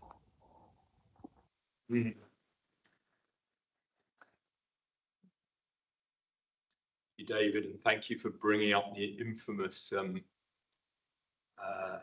Venice European group, the canal. Was the canal incident, but anyway, that's another one. Let's turn to Emma Bell, Professor of British Politics, University Savoie Mont Blanc, Chambéry. David talked about the Chambéry European group. Emma organised that. I first met Mick and his lovely wife Joan at the European Group Conference in Chambéry in 2011, just my second European Group Conference. As a young researcher, I felt somewhat starstruck. Of course, I was familiar with his work, which had helped me to develop a critical approach to the penal system in the UK and beyond, and to better understand its political dimensions.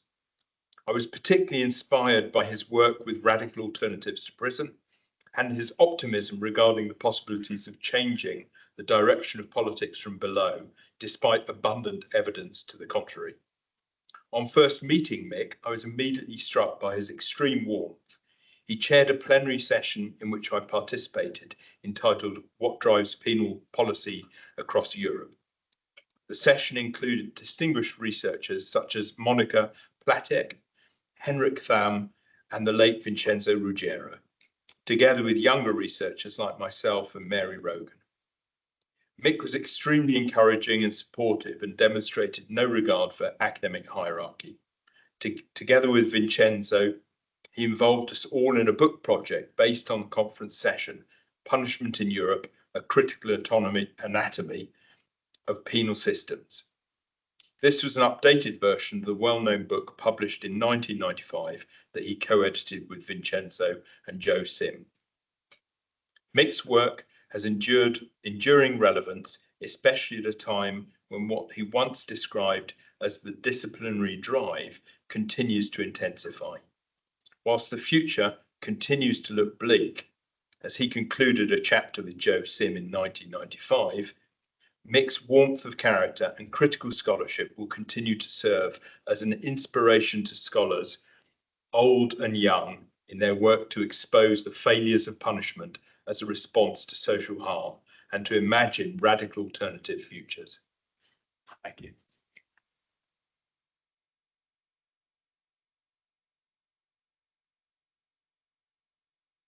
Mike, can I? You can speak from there or come up here. Okay. Yeah, fantastic.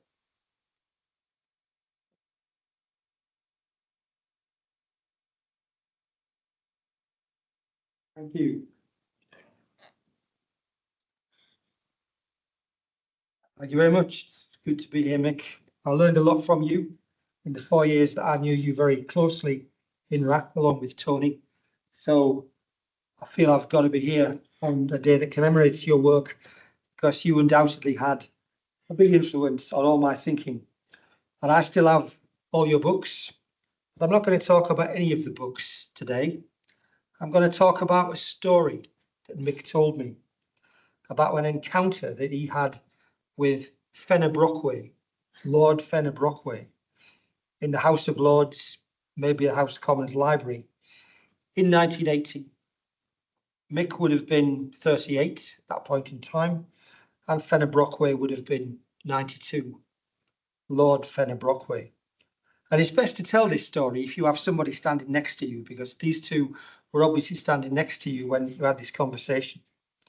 Fenner Brockway, say 92 years old, don't think Mick had met him before, but they got into a conversation about the left and the future of the left. And they were really into it. He said it was a great, great conversation. And we were talking about the contemporary left and the issues facing the contemporary left and where the left was going to go in the light of Thatcherism and so on. And Mick said, I made this point to him. And he put his hand on my arm and he said, that's exactly what I said to Rosa Luxemburg. And he said it was just at that point that I realised how old he was, and he was 92, because he's tall, he's got all his hair, he's got a very sharp mind. But all of a sudden, I was just thrown back to what this guy had been through his whole life, right? So I'm going to talk a bit about Fenner Brockway and prisons, and hopefully tie it all together with things that I think were of concern to Mick, which I'm sure were of concern to Mick in the light of everything else that's been said to him today. So Fenner Brockway joined the Independent Labour Party in 1907. He was 19 years old. I'm pretty sure that he never met Rosa Luxemburg in person, but he did correspond with her. So he didn't do the thing with the arm, right? But he corresponded with her and other German socialists in solidarity with their opposition to the First World War. And there were no conversations after that because she was murdered in 1919. Now, as far as I could tell, Mick genuinely liked Fenner Brockway, Lord Fenner Brockway. Well, why not? Brockway was a lifelong socialist in the space between reform and revolution, a fellow humanist, an intellectual, an indefatigable activist on multiple fronts, an anti-colonialist, a supporter of women's suffrage, an imprisoned pacifist in World War I, a resolute opponent of fascism before and during World War II, a critic of indefensible global poverty. He founded War on Want in later years, an anti-nuclear campaigner in the post-war world, and a man whose political reputation was never fully erased by the final 24 years that he spent in the House of Lords.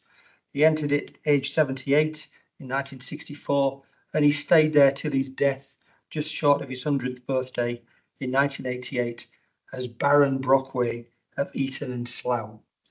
But that isn't what defined him. In a piece that he wrote on the history of prison abolition for Abolition Futures, Mick said, while abolitionists today often turn to intellectuals from the United States like Ruth Wilson Gilmore and Angela Davis, in the past, British abolitionists tended to look towards European thinkers such as Herman Bianchi, Niles Christie, Luke Hulsman, Thomas Mathieson, and Siva Sivanandan. Rapp was also influenced, he said, by British pacifists such as Fenner Brockway, whose critique of the prison was developed by their own imprisonment. Now, in terms of direct influence in the minds of the people who founded Rapp in 1970, that's stretching things, but in spirit, it is correct. Rapp did grow out of that socialist tradition. There was a link between the creation of Rapp and CND, the Campaign for Nuclear Disarmament, of which Fenner Brockway had been a co-founder in 1957. We'll not explore the details. But Fenner Brockway's earlier involvement in the Prison System Enquiry Committee of 1920 to 1922, set up by the Independent Labour Party and the Fabians, and the debate on prison abolition that briefly took place around it, that had long been forgotten in the 1960s, and I don't think that was in the minds of any of the people who founded Rapp in 1970.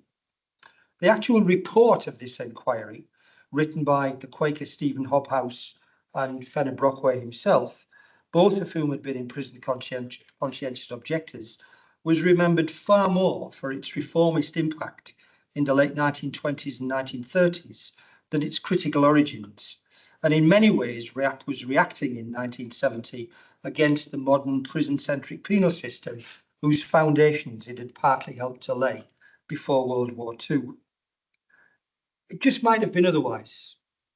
But before I say something about political longevity, because that's where this is leading, the 92-year-old Fenner Brockway and the 38-year-old Mick Ryan, a word about that moment, about this Prison System Enquiry Committee.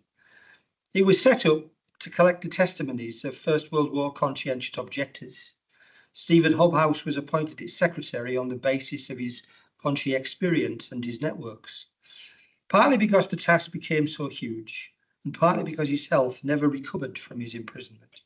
He was unable to complete the task alone, and Fenner Brockway was asked to help him. At some point, the inquiry made the decision to include staff and prison commission officials as well in advising on better prison regimes, and the mostly critical edge of the conscientious objectors was diluted. George Bernard Shaw, Fabian, playwright, public intellectual, had been asked to write a preface for the report of the inquiry.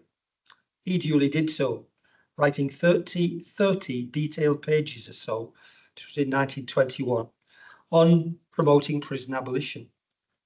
He drew loosely on Kropotkin and Russian prisons, but he made the argument his own, turned it into a very English argument, with ample local detail. Neither Brockway nor Hobhouse balked at the idea of prison abolition, but they divided completely on Shaw's second main proposal, which was euthanasia for incorrigibly violent criminals.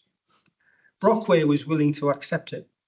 Hobhouse, the Quaker, a lifelong opponent of the death penalty, threatened to resign if this went ahead, so the preface was abandoned and published elsewhere, preface to another book, also in 1922. Brockway didn't give up on prison abolition, within his understanding of that within a broad socialist framework. In a book that he published in 1928, which my sense is that most people do not remember, was called A New Way with Crime, he tried to talk about things that he said were insufficiently explored by the prison's inquiry. And these are some of the quotes from 1928 and might give you some sense of why Mick felt some affinity with this man. In prison, Fenner Brockway wrote in 1928, self-reliance is lost, personality is suppressed, memory deteriorates. The prison insanity rate is 3 times higher than outside, and the suicide rate 6 times higher. He also said, the recent reforms, while easing the hardships of some prisoners, do not change the punitive and repressive character of the regime. And lastly, in 1928, he said, to abolish the prison system is not utopian. The daily average prison population has fallen from 30,000 to 10,000 during the last 50 years. This is due to the provision of alternatives. The need now is for a planned and scientific direction of the process. So you're right, JT, he didn't get everything right. Mick Ryan found something to admire in this old comrade, who lived much longer than most, and much longer with the failure of his earlier political ambitions. Now many of us, still young compared to that particular old comrade, are in the same boat, staring down a prison system in Britain that is bigger, stronger, and is in almost all respects worse than it was when we first got involved with RAP. It would be even worse still if it hadn't been for RAP, but it's in a bad place. So what should we be doing? Here are 4 points which seem to have been true of Fenner Brockway, and I infer to have been true of me. Firstly, never allow yourself or your ideals to feel vanquished.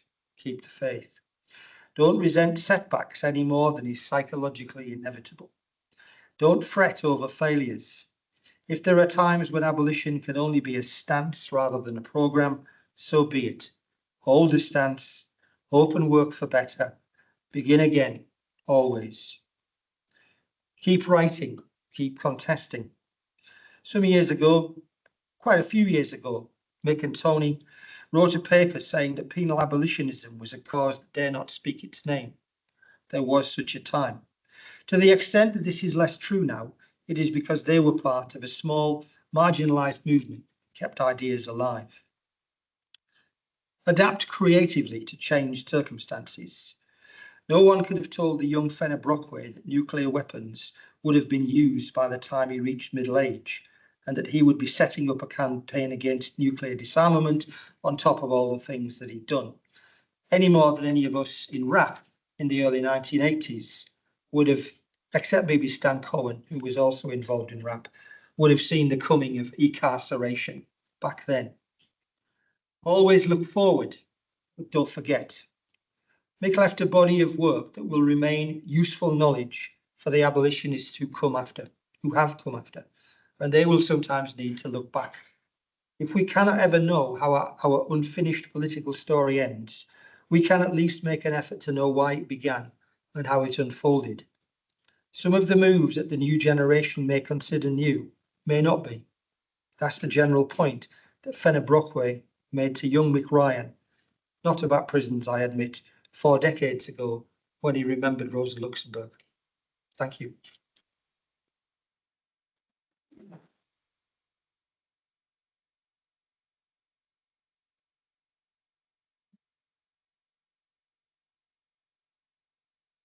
Right. My head is spinning with the history, but I think I've worked out how to change the camera. See, Wolf Vision.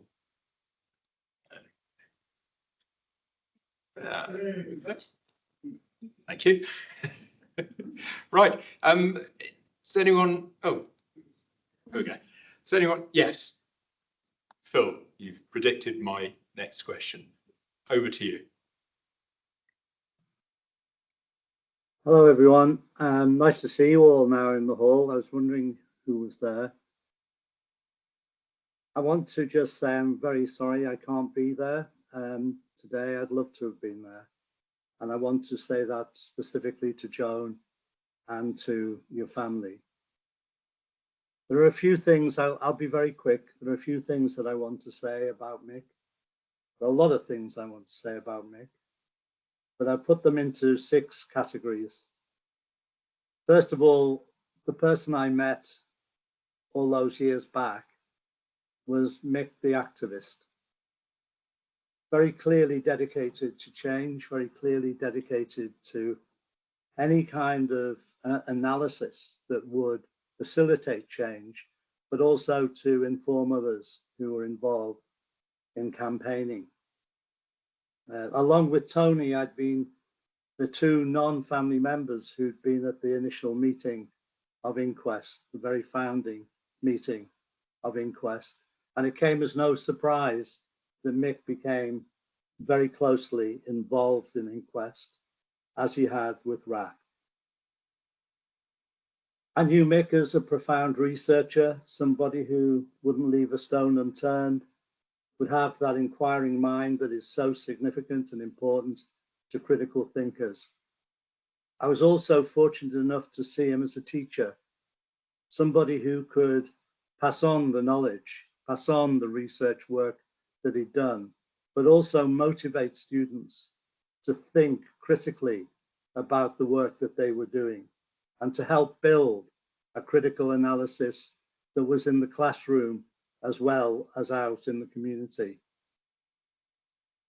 Obviously, I knew him also as an author, and so much has already been said about his accessibility as a writer. He really was an accessible writer, somebody who got the most complex ideas across in straightforward language, but also the profound underpinning of that language, no more so than in the co-authored text, The Privatization of Prisons. As an examiner, I saw him, as has already been said by David, I saw him as somebody who was really thoughtful, searching, but incredibly supportive. A person who put the student who was being examined at their ease, helped bring the best out of them, helped bring the best out of the research that they'd done, always thinking about what his role was, not just as an examiner, but as a supporter, as somebody who was supporting critical work. But also Mick was a friend. And as a friend, there were many times over the years that I turned to Mick just for a quiet conversation.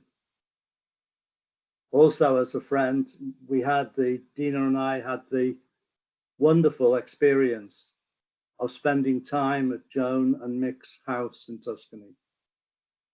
We went there we arrived there on an evening when the sun was belting down. It was remarkable. In fact, it was so hot. I thought for the next 2 weeks, we're just going to melt. We'll have to go down to the sea from the hills.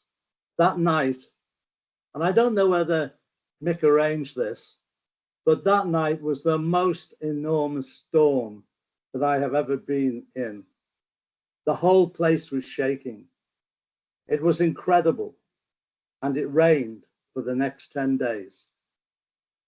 And I remember writing to Mick at the end of that and said, yeah, you did arrange that, didn't you? At least I managed to get the chapter I was working on finished. And that was the payoff for me that week, was that it made me concentrate my mind but I also missed the opportunity of the area and of the walks and the rest. And we came down, and the day we came down from the hills, the weather broke and the beautiful weather returned that had been before. All I want to say now is to all of us, but particularly to Mick's close friends and family, we have lost somebody who is a great person at every level. All of those issues that I've talked about now and all that others have talked about today rolled into one person. When people say that everybody is replaceable, that is not the fact. And I don't mean replaceable in terms of close family. That speaks for itself. But he's irreplaceable as an academic, as an activist, as a supporter, as a teacher, as a researcher, and as a friend. Thank you so much for the opportunity to say these few words, and love to you all.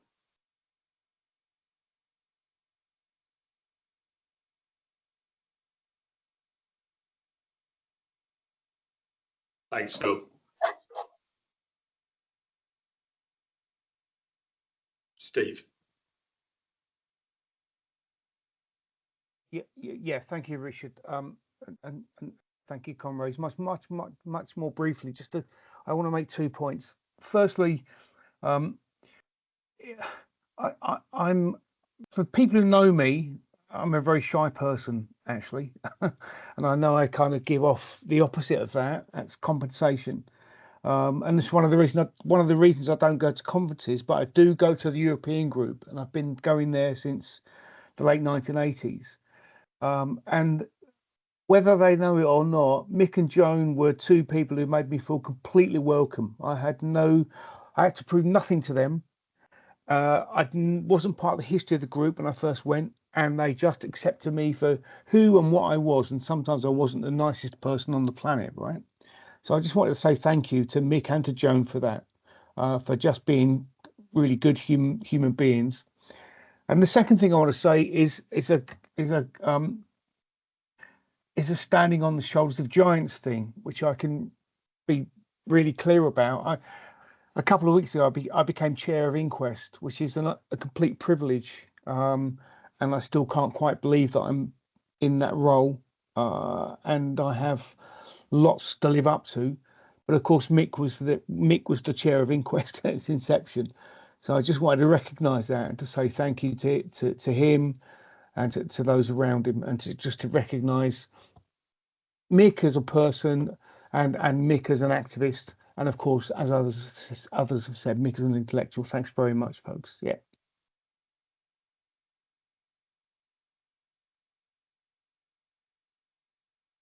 Thanks, Steve. Over to you. Is there any? I've got a mic. If anyone would like to make some contributions from the floor.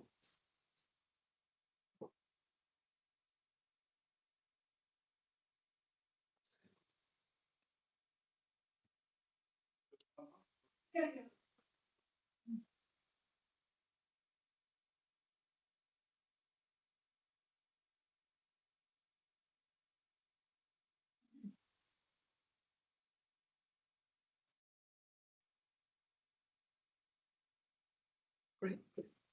Thanks. Yeah, I've really just got a few words to say.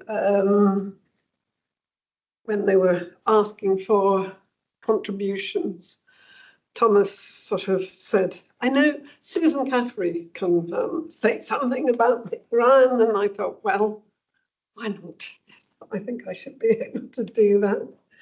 And certainly, Mick took up the political and intellectual issues of the day, and in particular the issue of privatization of prison service. He asked the question, is it right that profits should be made out of the enactment of punishment by the state?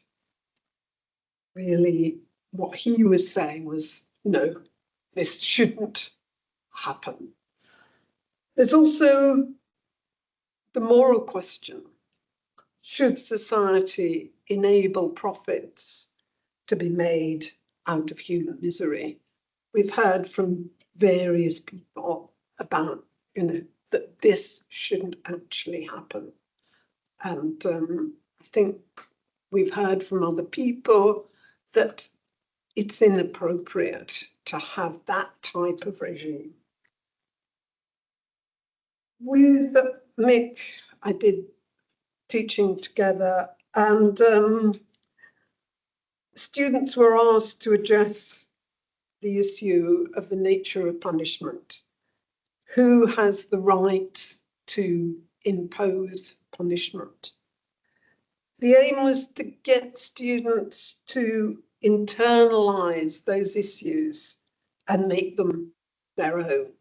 So that was something that Mick was able to do. But we didn't only share teaching, we did go to conferences together, and he introduced me to the Howard League for Penal Reform. And in one of those conferences, I gave a talk on restorative justice. And Mick certainly took a great interest in that notion of restorative justice, which again, we've heard about earlier. Over the past 20 years, this form of social justice has been increasingly accepted in Scandinavian countries, although there have been experiments within the UK, it hasn't been developed as a mainstream. It's often been considered as a soft option. But the latest Reith lecturer, Gwen Adstead, she certainly wanted to put it on the political map. And she focused particularly on Grendon as the therapeutic, the therapeutic prison, where the inmates were asked to describe whether it was a soft option or not. And in fact, they said, no, not at all. It wasn't a soft option. And it remains to be seen now with our Labour government whether they will be able to carry through that notion of restorative justice, because certainly it has, throughout the time of the Conservative government, not had that main focus of punishment. So what is perhaps interesting is that in terms of the media as well, there has been a play recently written by James Graham about restorative justice. It's called Punch. And this, he shows how restorative justice can be transformative in the lives of young people who have been involved in the criminal justice system. So it has been given a new relevance that I think is worth thinking about. But in terms of Mick, we just feel that he, as people have said before, he has given us such a legacy that it's certainly worth remembering him as we do today. That's what I'd like to say.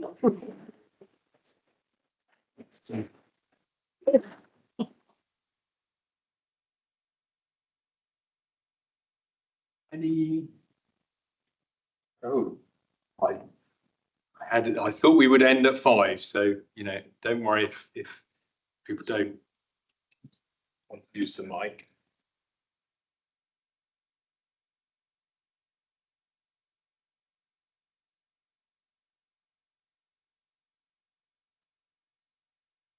You can speak from there if you like. I can't speak without facing people. Okay. Otherwise, I might go and think myself. Oh, you're going to present.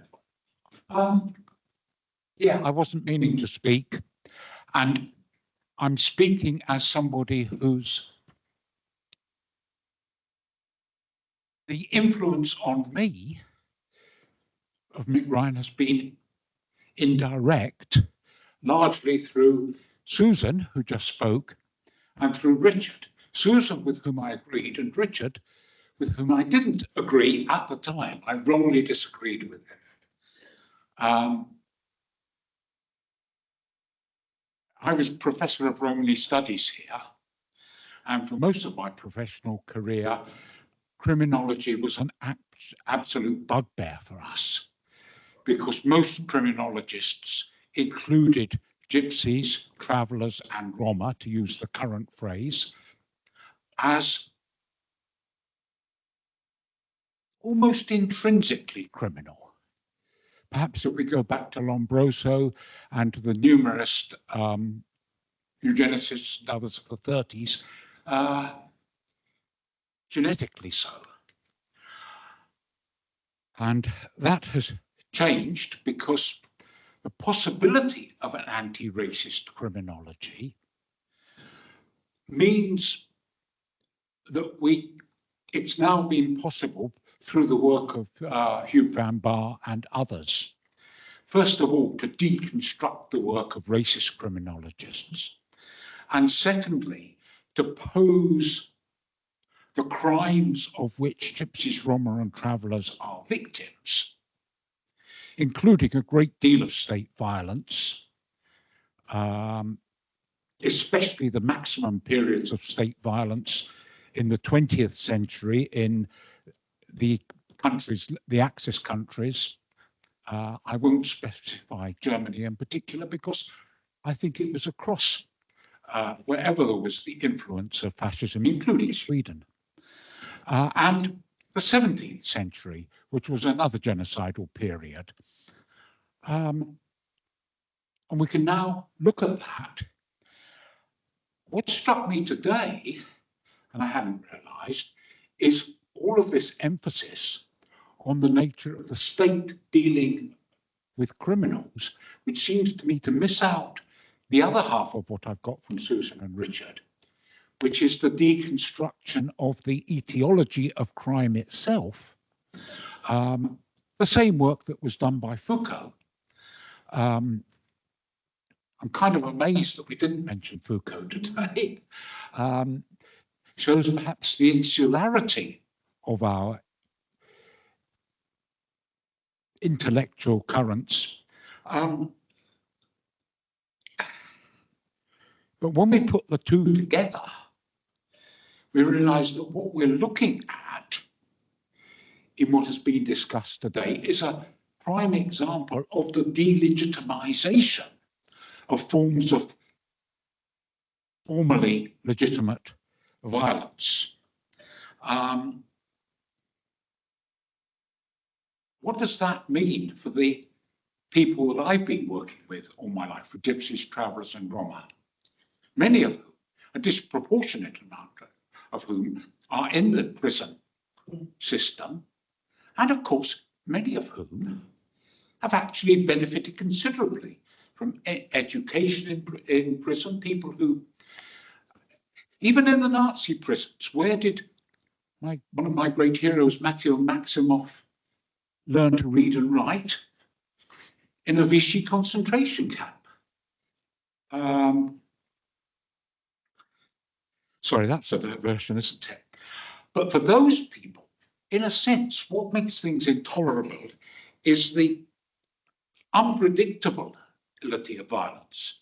When we understand what makes violence legitimate, coercive violence legitimate, then at least we can calculate how to avoid it. We may decide not to. So the avoidability of coercive violence directed at oneself is intrinsically linked to its predictability, which may have nothing to do with its fairness or unfairness, but at least that is what enables personal decisions. And to do that, we need that kind of understanding. So to come back to the main benefit that I now realise after today I got via Susan and Richard from Mick, is the historical understanding. It's that reconstruction of history of what happened in the past and the absolute fundamental nature of historical counterfactuals. And in that, I mean, he's every bit the equal in and importance of Foucault. Thank you.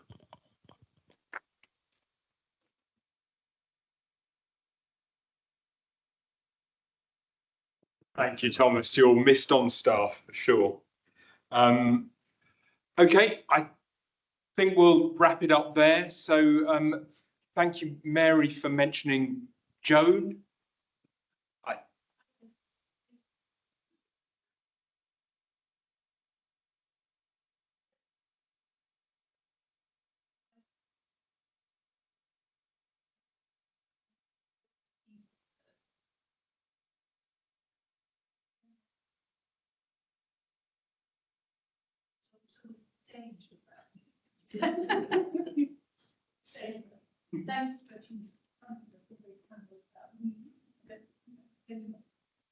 Thanks very much.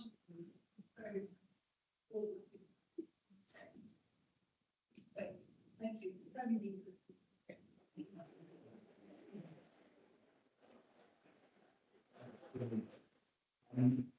Please, if you are able, I know some people need to leave and catch a train, which is why I'm wrapping up, but do, if not, stay and join us for a drink. I'm thinking go across the Trafalgar, maybe. That makes sense. The nearest pub, and maybe you can help us hide some evidence. So I also have my own thanks very briefly, which is really to Keris, who I thought she would come back. She had another meeting. Keris's organising is not my strong point. Keris has done all of that. So thank you very much for that. And thank you all for coming along as well. It's been great. Thank you, Richard. And thank you online.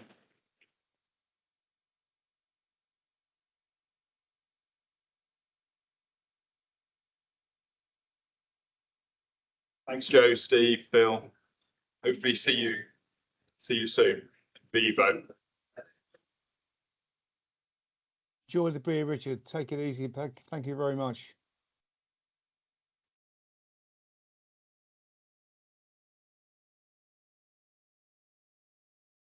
Thanks, Richard. Thanks a million. Speak again. Bye for now.